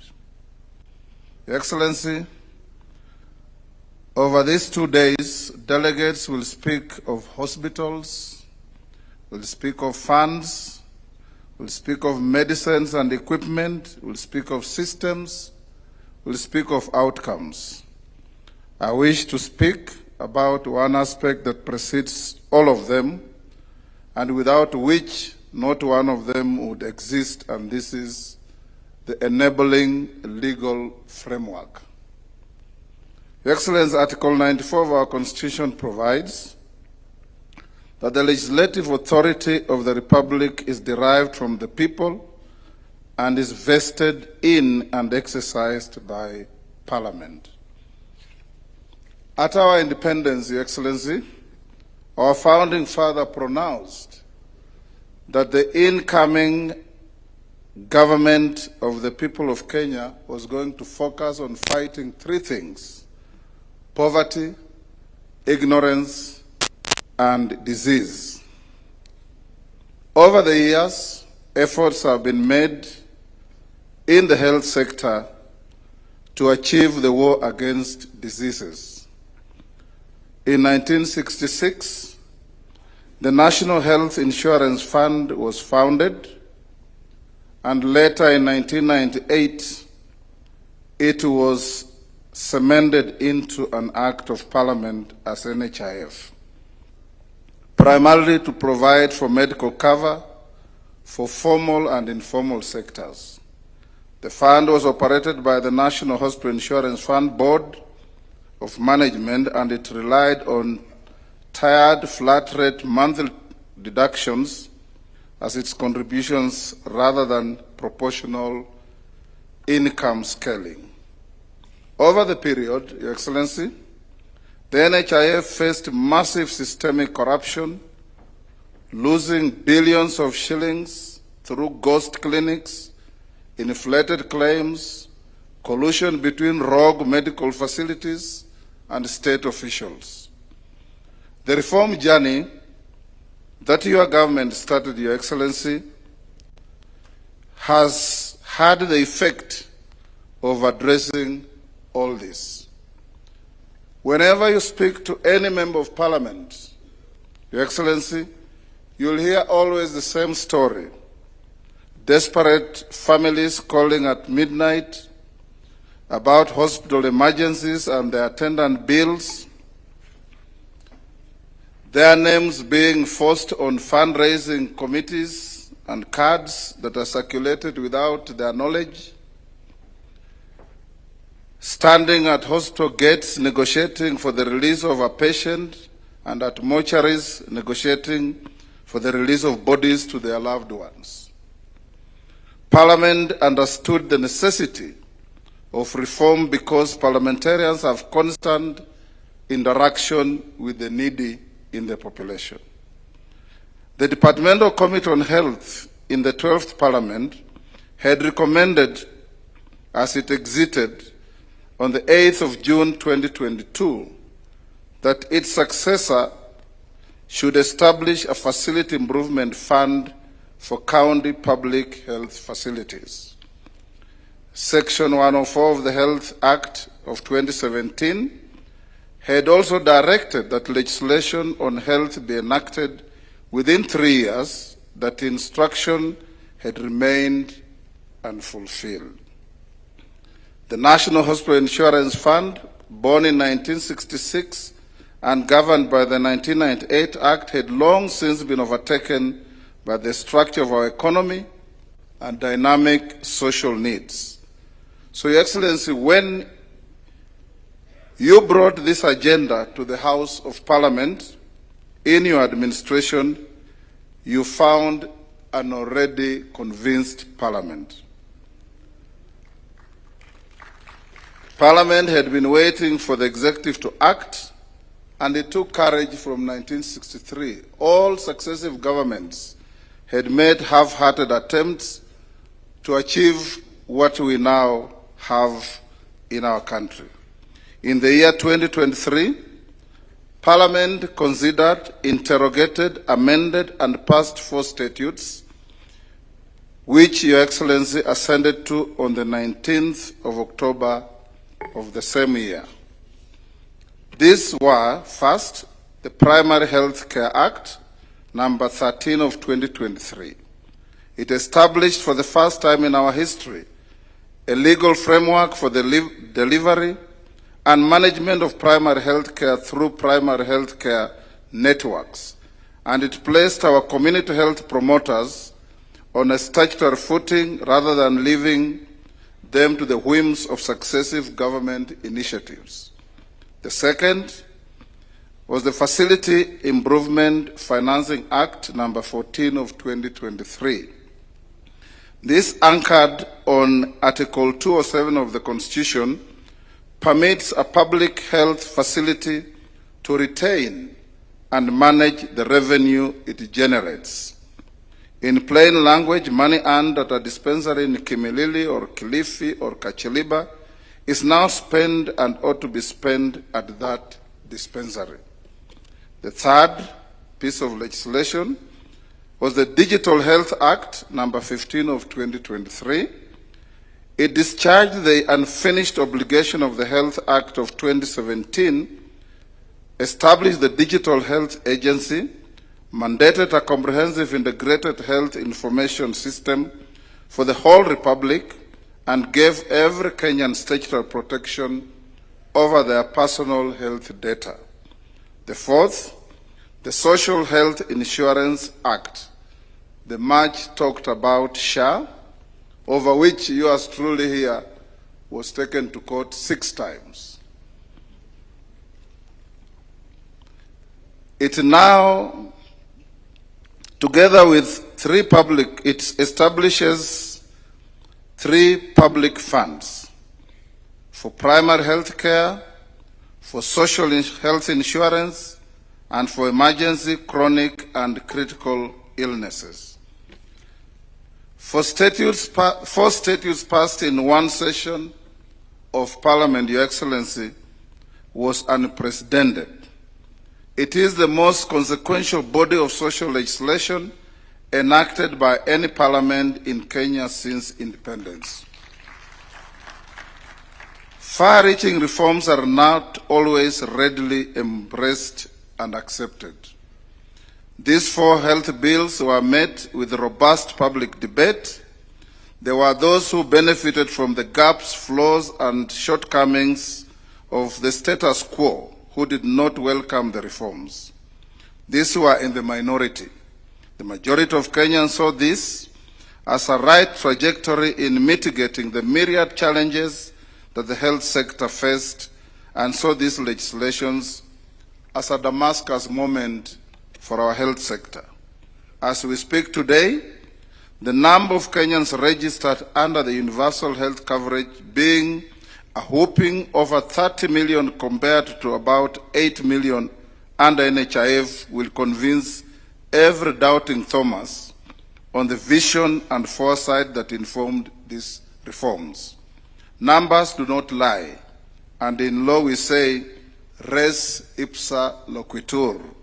Things speak for themselves. Under the Constitution, Parliament appropriates and divides revenues between the two levels of governments. It then has the mandate to ensure prudent use of those resources so that Kenyans get value for their money. I want to assure this summit that this is a duty that Parliament holds sacrosanct and will discharge without fear or favor.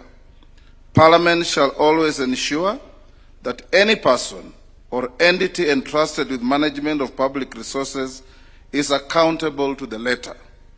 Your Excellency, ladies and gentlemen, there are cases within the laws I have cited that require no financial contribution from citizens.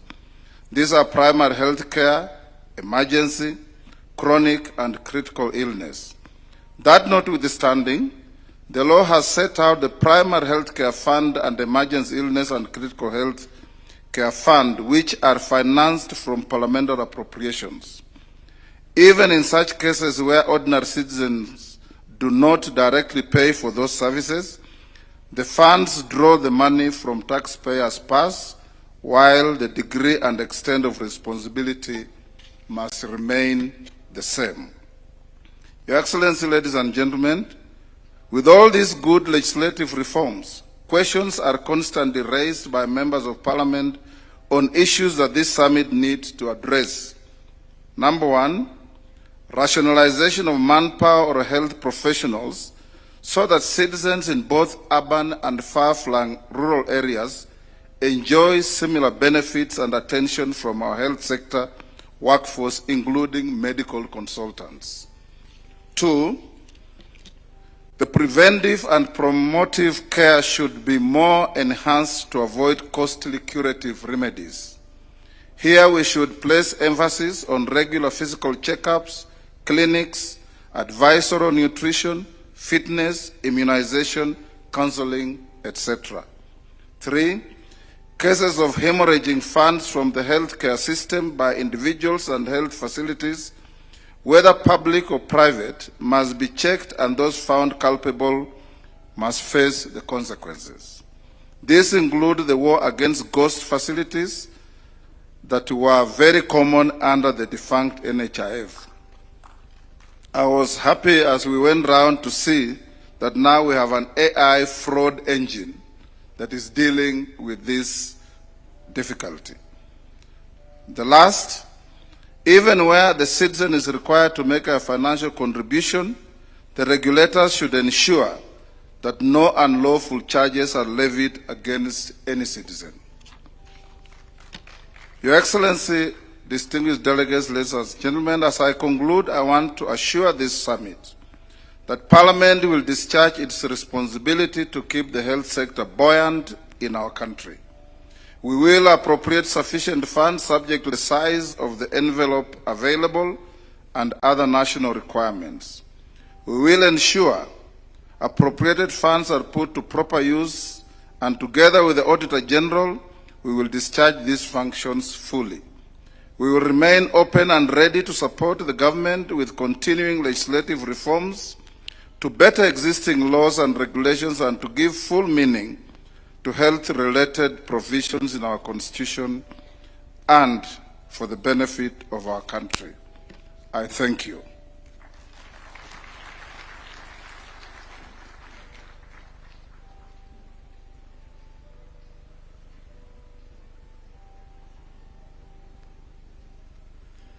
Your Excellency, distinguished delegates, now it's my honor and duty to invite the Prime Cabinet Secretary to take the program from here.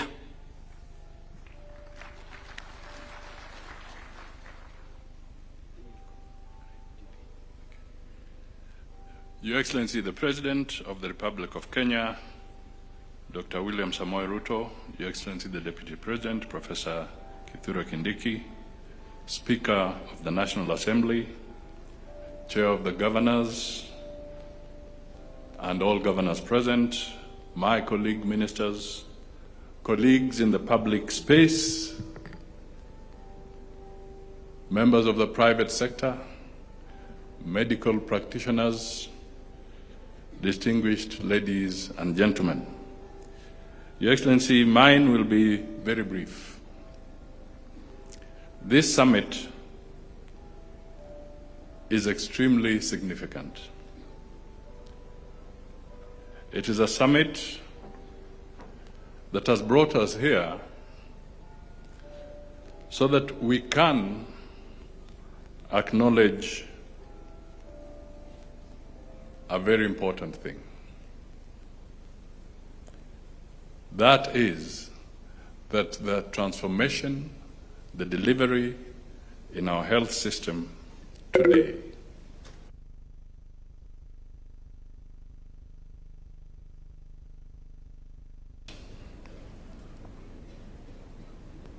Your Excellency, you have stayed the course. You stayed the course when people went to court. You stayed the course when there were demonstrations in the street. You stayed the course when the critics were in every corner. You stayed the cause even when people were branding you all sorts of names. Today, we celebrate a major transformation in Kenya's health sector.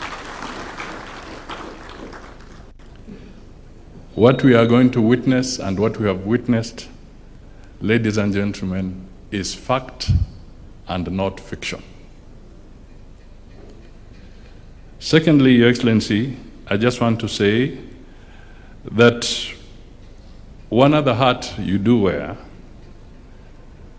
because the issue around the medical challenges does not end with Kenya's boundaries, is that you are also doubling up as the African Union champion for pharmaceutical manufacturing in the African Union.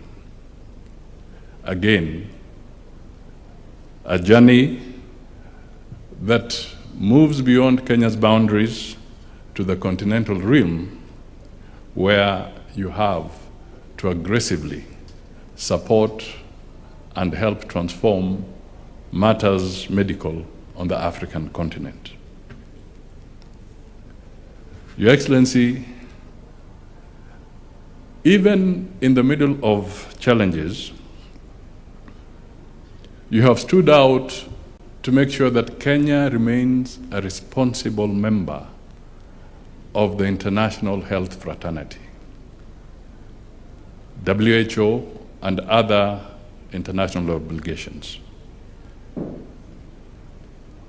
When most people were scared to step forward on how Kenya can play its role in the midst of pandemics and epidemics, Kenya stood forward and you said that you shall be a responsible member of the WHO and the conventions that relate to health and the need to anchor and support other countries and other people when there's a medical crisis. You were taken to court, but you stayed the course.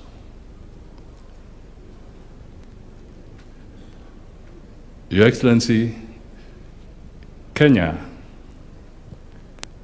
is slowly but systematically emerging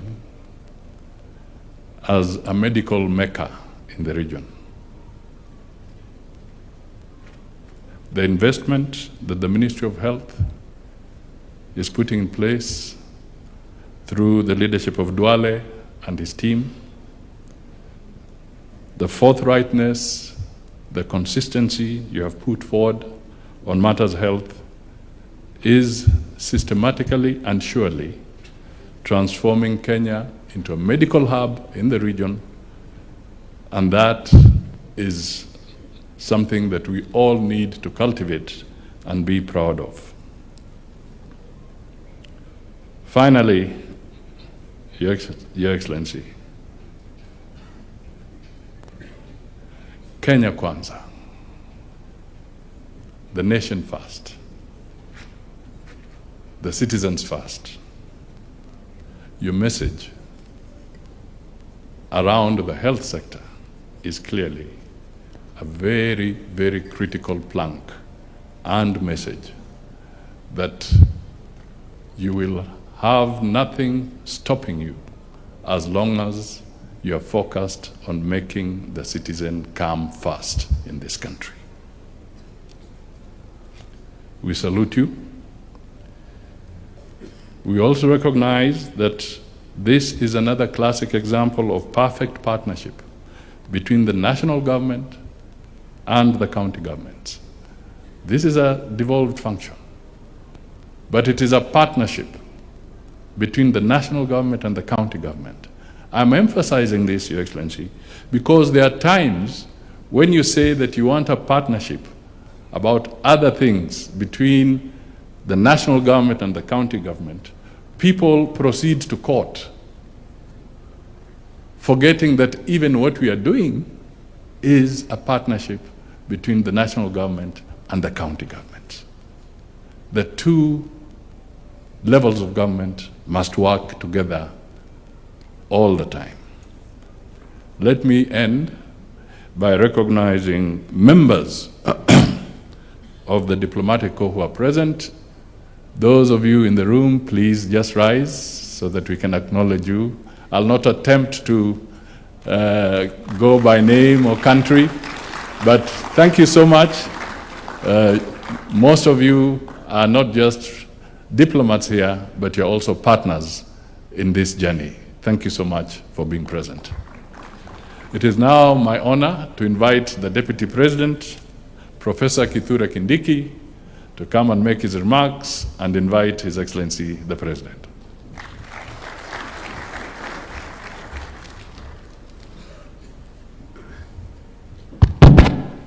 Kenya hoye! Kenya hoye! Mr. President, Your Excellency, colleagues, today is an important day for our country. We have struggled since our country was established to create a good country. We have struggled to modernize our country and improve the quality of life of our citizens. 16 years ago, we adopted a new constitutional order. The summary of that constitution envisages a Kenya which is democratic, but also a Kenya where the citizen is empowered economically.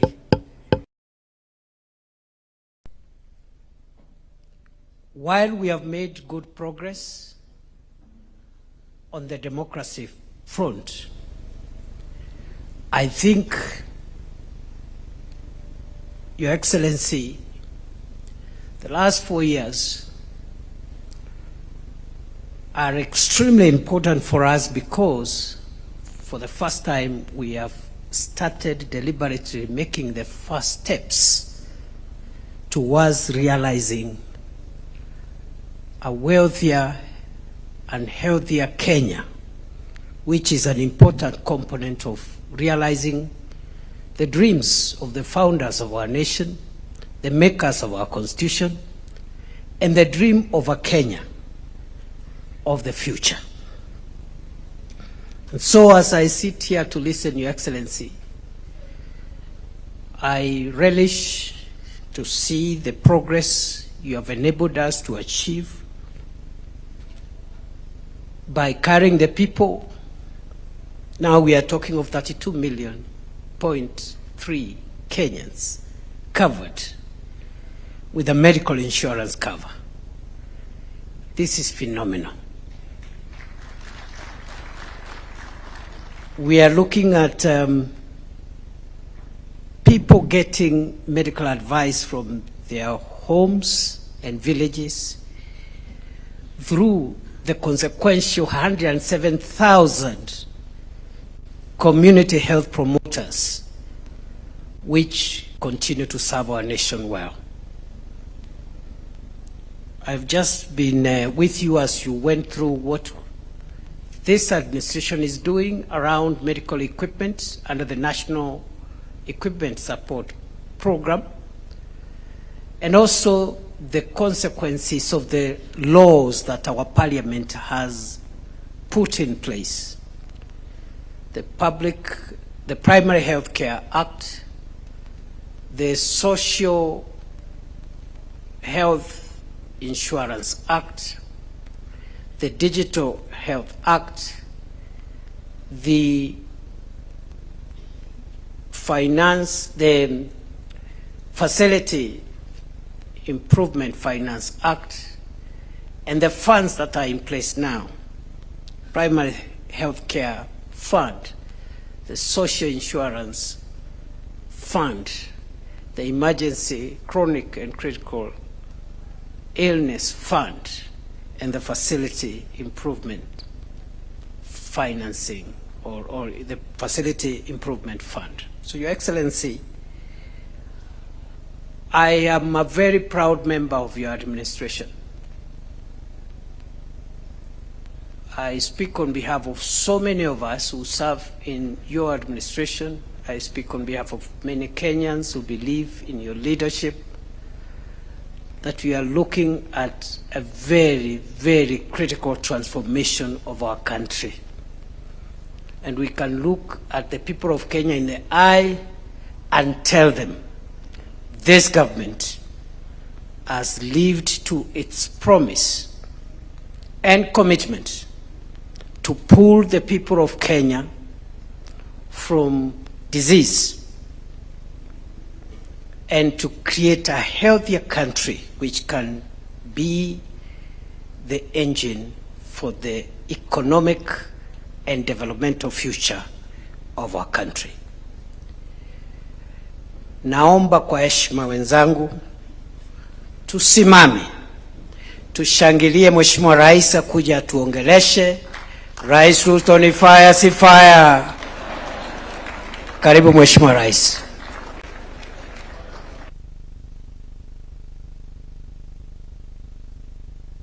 Asante sana Bwana Deputy President.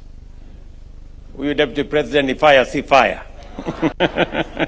Tafadhali tuketi, asanteni sana. Thank you very much. Let's take our seats.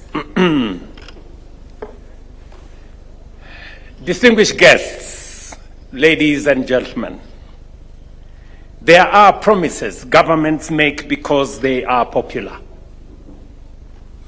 Others because they are convenient.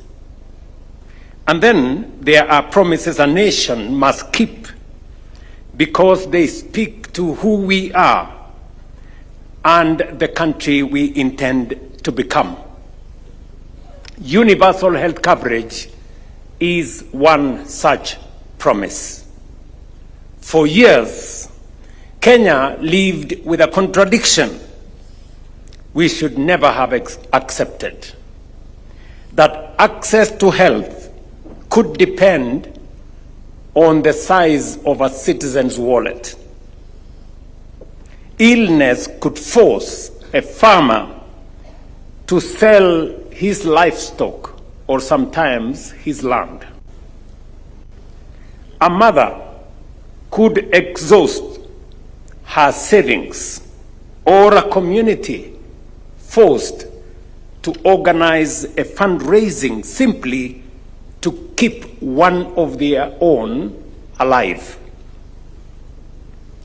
Too often, treatment became a debt and sickness a pathway to poverty.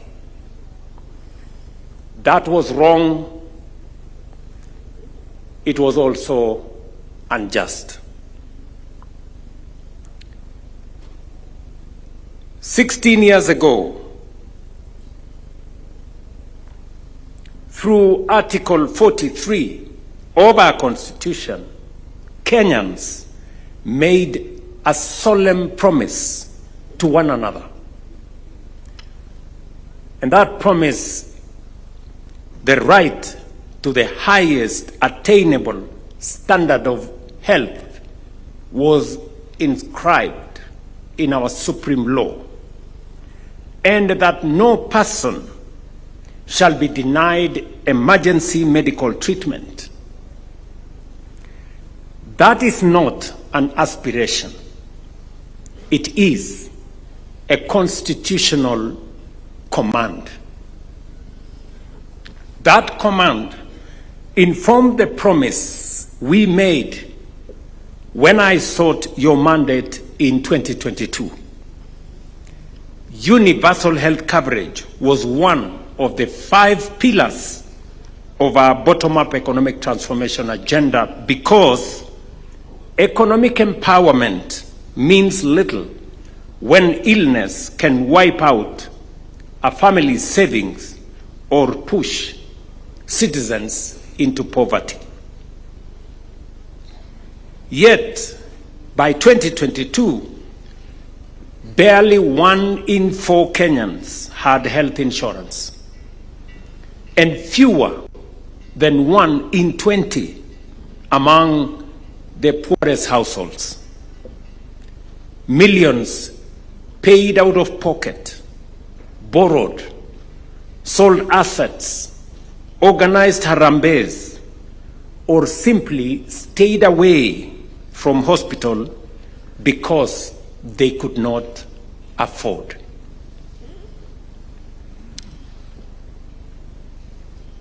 Kenyans were spending an estimated 150 billion out of pocket every year on healthcare. The problem went beyond financing. KEMSA's order fill rate had fallen to roughly 40%. Medicines were often unavailable. Records remained paper-based. Claims moved very slowly, and facilities struggled for resources, while emergency care remained fragmented without a coordinated national response. We resolved to build that system from the bottom up, not to patch the old one, simply rename it or make another promise about it, but to fundamentally change it. On the 19th of October 2023, I signed 4 landmark laws that created the legal architecture for universal health coverage that replaced the NHIF Act. The Primary Healthcare Act strengthened preventive and community health care, while mainstreaming the place of our community health promoters. The Social Health Insurance Act replaced NHIF with SHA and established dedicated funds for primary health care, social health insurance, and emergency chronic and illness. The Digital Health Act established an integrated digital health system, and the Facilities Improvement Financing Act enabled public health facilities to retain and reinvest their revenues. Together, they transformed our healthcare in terms of financing, delivered and accounted for in Kenya, created the architecture through which we would finally translate Article 43 of our Constitution from a constitutional promise into everyday reality. We call this undertaking Taifa Care, as you all know. What followed has been transformational. And I would argue that alongside affordable housing, universal health coverage is one of the most consequential social transformations we have undertaken as a country. This achievement belongs, above all, to the people of Kenya. It is through your contributions, your taxes, and your participation that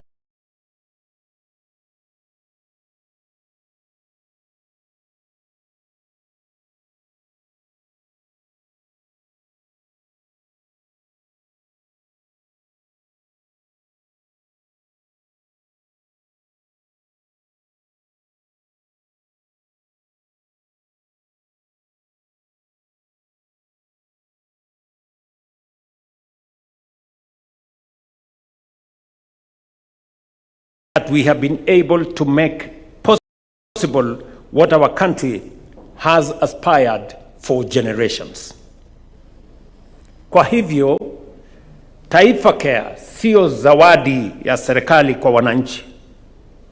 Ni mfumo ambao Wakenya wenyewe wamejijengea kupitia aspiration into reality.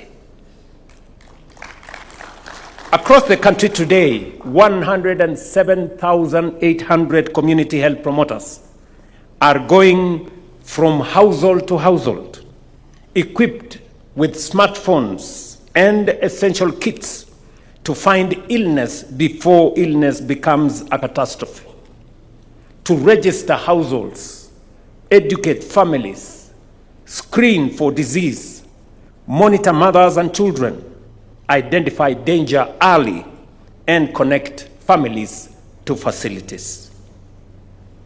More than 9 million households have been reached by our community health promoters, and over 750,000 people have been referred for treatment. For the first time, we have built a nationwide health network whose first point of contact is not necessarily a hospital bed, but the doorsteps of a Kenyan home.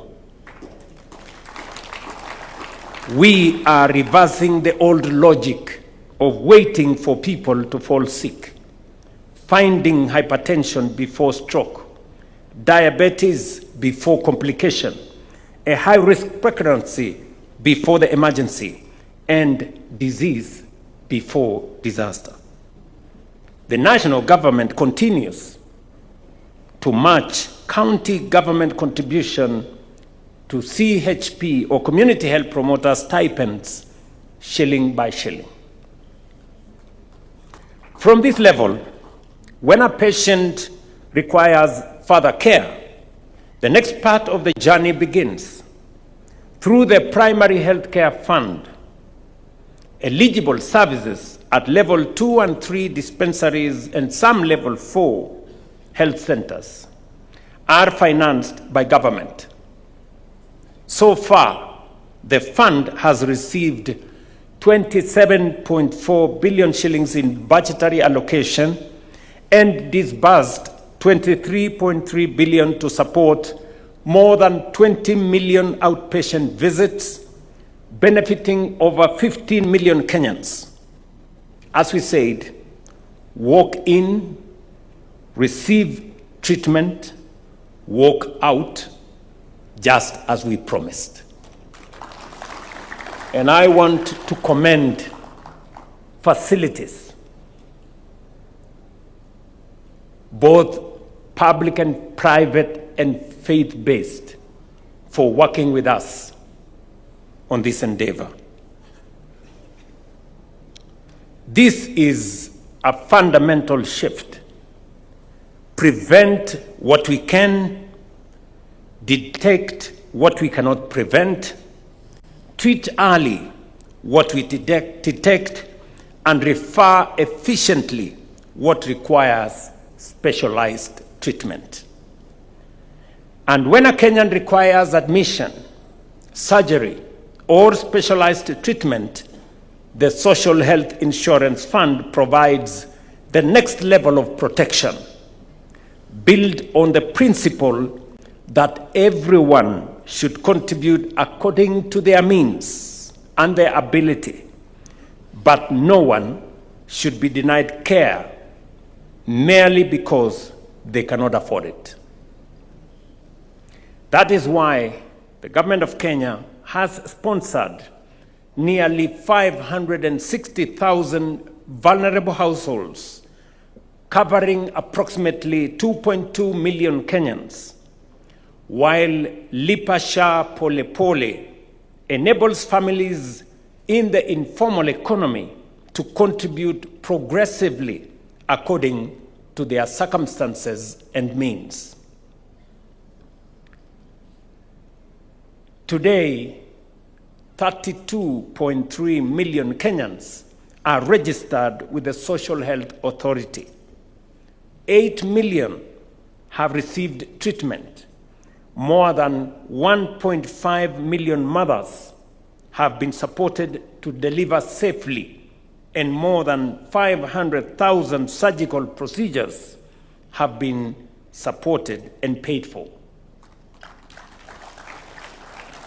These are significant numbers, statistics, as some would say, but behind every number is a human being, an anxious patient, a worried parent, a frightened child, a health worker doing everything possible, and for a life to be restored or saved.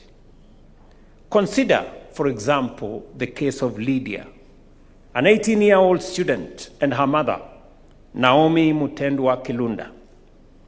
When Naomi's assistant chief encouraged her to register with SHA, she enrolled and listed her children as dependents, as is required. She could not have known then how much that decision would matter.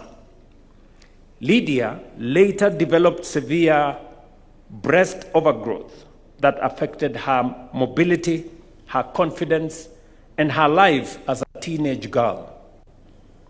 She required specialized surgery at Kenyatta National Hospital costing $168,000, a bill her mother could scarcely have afforded. But because Lydia was covered, her surgery was paid for, and so was her recovery. Today, she is back in school, preparing for her Form 4 examinations. Or consider Christine Awino Onyango, a 42-year-old widow from Kisumu County, diagnosed with stage 2 esophageal cancer. Until recently, Christine would have confronted two enormous burdens: the cost of highly specialized treatment on one hand, and the additional cost of traveling hundreds of kilometers to Nairobi to receive it. Instead, she received specialized care at Jaramogi Oginga Odinga Teaching and Referral Hospital, including surgery, intensive care, and post-operative management.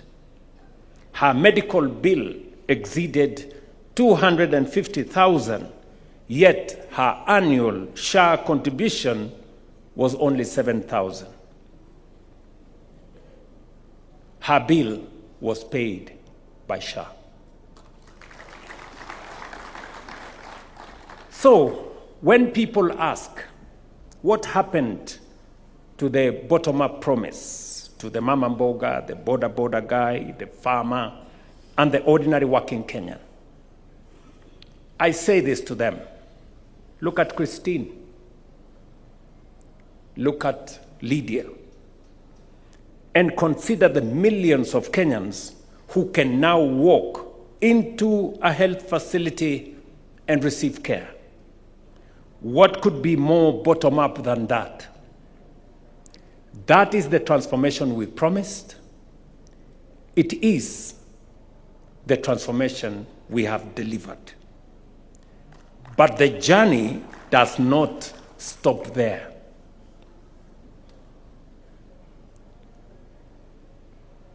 For some Kenyans, treatment is not a single visit or an admission or a procedure. Cancer, kidney disease, and other chronic and critical conditions can require care for months or years, with costs capable of overwhelming a family and their entire savings.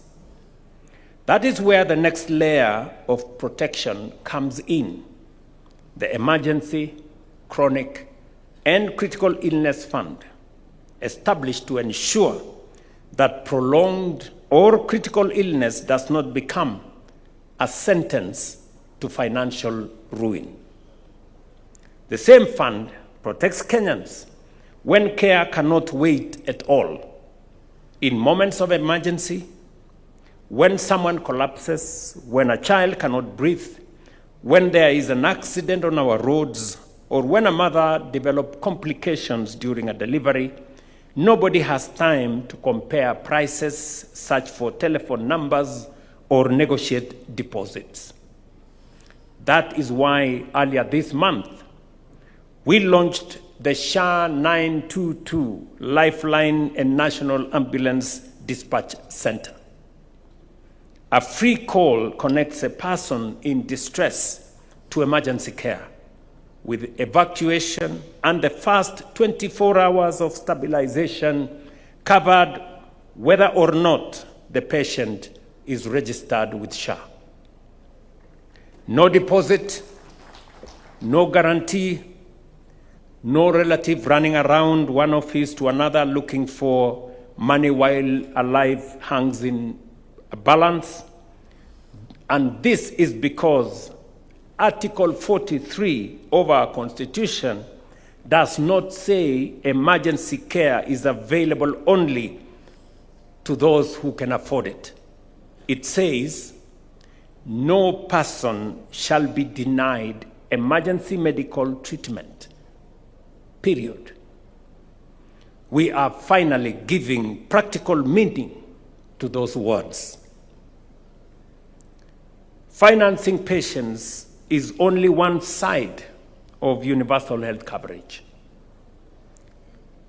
The other side is the facilities treating them, which must function. Through the Facilities Improvement Financing Act, public health facilities and all other facilities can retain and reinvest their revenues in medicines, equipment, and better patient care. Since October 2024, Social Health Authority has received more than 209 billion and paid out 178 billion to contracted facilities across 47 counties. KEMSA's fill rate has risen from approximately 40% to, as you have seen in the numbers there, 91%. That is commendable progress for KEMSA, but our destination still remains 100%. That is why we have recapitalized KEMSA with Kenya shillings 1.5 billion and extended a Kenya shillings 10 billion credit line to strengthen the supply chain in KEMSA. Ladies and gentlemen, digital health is the backbone that holds much of this architecture together. The old system was not only inefficient, but its opacity created opportunities for people to profit from its weaknesses. We had claims for procedures that never happened, fictitious patients who did not exist, inflated bills, and many more. We even encountered the absurdity of claims for the amputation of patients' legs several times, as though the same leg might have somehow grown. That was not healthcare, it was theft. And it was theft from sick people. That is why the Digital Health Act is so important. And you must have seen a huge campaign that was undertaken against the digitization of health. In fact, many headlines were written, sponsored by those who benefited from these schemes as to how expensive it was, how unworkable it was, and how it was assigned to some people and that kind of thing. Digitization is not simply about replacing paper with screens. It is about making every patient visible, every treatment traceable, and every payment accountable. Let me repeat. Digitization is not simply about replacing paper with screens. It is about making every patient visible, every treatment traceable, and every payment accountable. That is what it does. And as I have said, this whole process, the heart of it is our digitization process. For the first time in independent Kenya, we have put in place a comprehensive legal framework, financial architecture, institutional framework, community and digital architecture for universal health coverage, built and sustained by the contribution of Kenyans themselves. We have crossed a historic threshold. Just imagine what we have done. You know, when we asked the people of Kenya that we need to change the contribution metrics so that instead of contributing a fixed amount, let us contribute a percentage of everybody's income. The difference is what you see. We have done so together. I thank our governors and county governments for working hand in hand with the national government to make universal health coverage a reality across our country. And I say this with a lot of humility, that without the participation and the partnership of our county governments, this exercise would have been very difficult. And again, my good friends, the governors and the counties, I want to request you to stand up so that we can do a round of applause to all our counties. Tuwapigie makofi jamani. Thank you very much. You can take your seats. You were not so much interested in where the national government functions and the county government functions stopped or began. Collectively, we were interested in the health of the people of Kenya. And that is why this partnership has given us this result. This is the partnership and the cooperation between our two levels of government that our Constitution envisaged.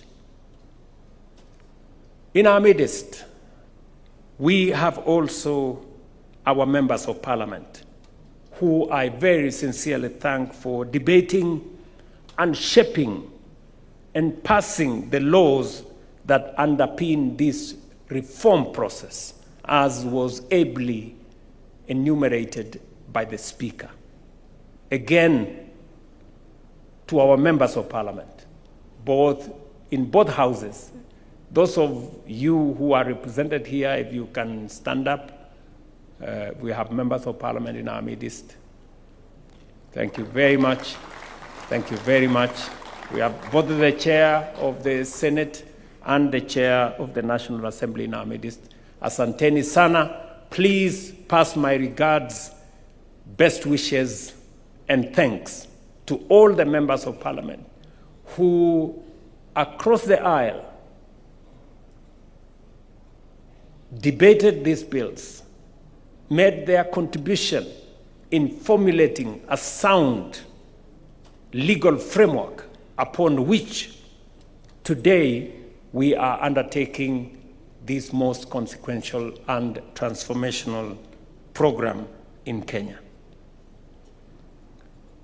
Let me also, in the same spirit, thank my cabinet and principal secretaries. They have put in many hours under the leadership of the Deputy President to streamline and in a very consequential way made proposals on the improvements that were required, that were initially captured in our manifesto and progressively shaped into bills that went to Parliament. Again, Mr. Deputy President and my cabinet team and the principal secretaries behind you, simameni tuwapigie makofi. You guys have done a wonderful job. Asanteni sana. I really appreciate your support. But crossing this threshold does not mean the work is finished. It means the question before us has changed. No longer whether Kenya should pursue universal health coverage. That we have crossed that Rubicon. But how we make it work even better for every patient, at every facility, and in every county. That is the task ahead of us now. And we must be candid. We know that there are areas to improve, including making registration easier, benefits to be made clearer, claims faster, digital systems more seamless, and the quality of care more consistent. Because the ultimate measure of reform is not the laws we pass or the numbers we register, but the experience of every patient in terms of dependable, affordable, and dignified care. That is the measure. And we all know reform is not an event. It is a continuous journey of closing the distance between the promise we made and the experience of every Kenyan who seeks care in all our facilities. Ladies and gentlemen, this summit also comes as we begin a wider national conversation on the Kenya we intend to build beyond Vision 2030. Your contributions over the next 2 days will therefore do much more than improve universal health coverage today. They will help define the healthcare Kenya should guarantee to its people beyond 2030. Serious nations do not start again every 5 years. Governments will change, but a Kenyan's right to health cannot change with them. We can improve what we inherit and correct what does not work, but we cannot tear down progress without an answer for what comes next. Universal health care must become part of our national covenant, not an achievement of a government, a party, or a president, but of the people and of the Republic. That is why the National Development Charter matters, so that our children begin where we finish, not where we began. We have come so far, and we have further to go. Let us use these 2 days to strengthen what we have built, improve what can work better, and safeguard for generations what Kenyans themselves have made possible. I want to thank all the participants. I am looking forward with great anticipation for the next 2 days, so that we can do a stock take of what we have achieved, agree on areas that need improvement, and consolidate what we have gained into progress that can be built on by generations that come after us. It is now my honor and privilege to declare the Kenya Health Summit 2026 officially open. And congratulations. God bless you all. God bless our great country. And I thank you. Asanteni sana. Another round of applause for His Excellency, please. Your Excellency, with your permission, if you may, if I can seek your indulgence, kindly let's take our seats. We'd just like to take a few photos that will help us mortalize this day. Allow me, Your Excellency, to invite His Excellency, the Deputy President, the PCS, Speaker, CS Health, and the 2 PSs for Health, kindly to be part of the photos as we progress. The 2 PSs, kindly. And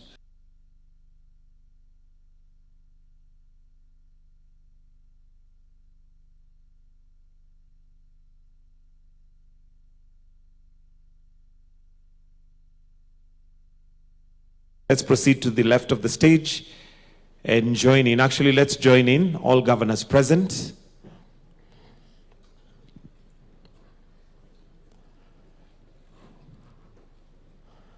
We can balance with some coming to this side, please.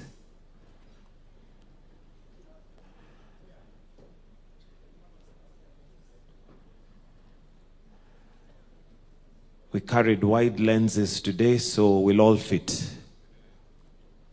Wonderful.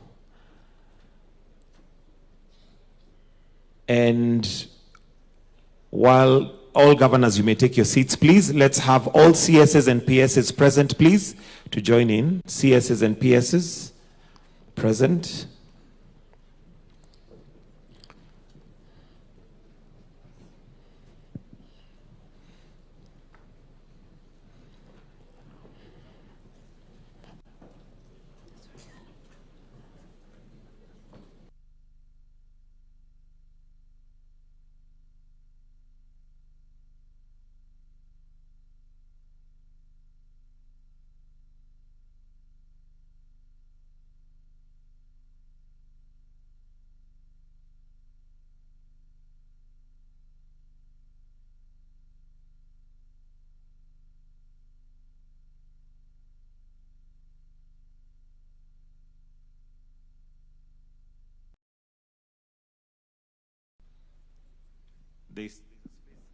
Yes. Thank you. And the last photo is all ambassadors present, please. So CSs and PSs, kindly take your seats. All ambassadors present, please, to join. And we have the last photo. While I take this opportunity to invite Dr. Mercy Korir, who is going to be continuing with the plenary after this. So while we finish, we'll allow His Excellency to exit, but the rest of us will remain to kindly proceed with the plenary.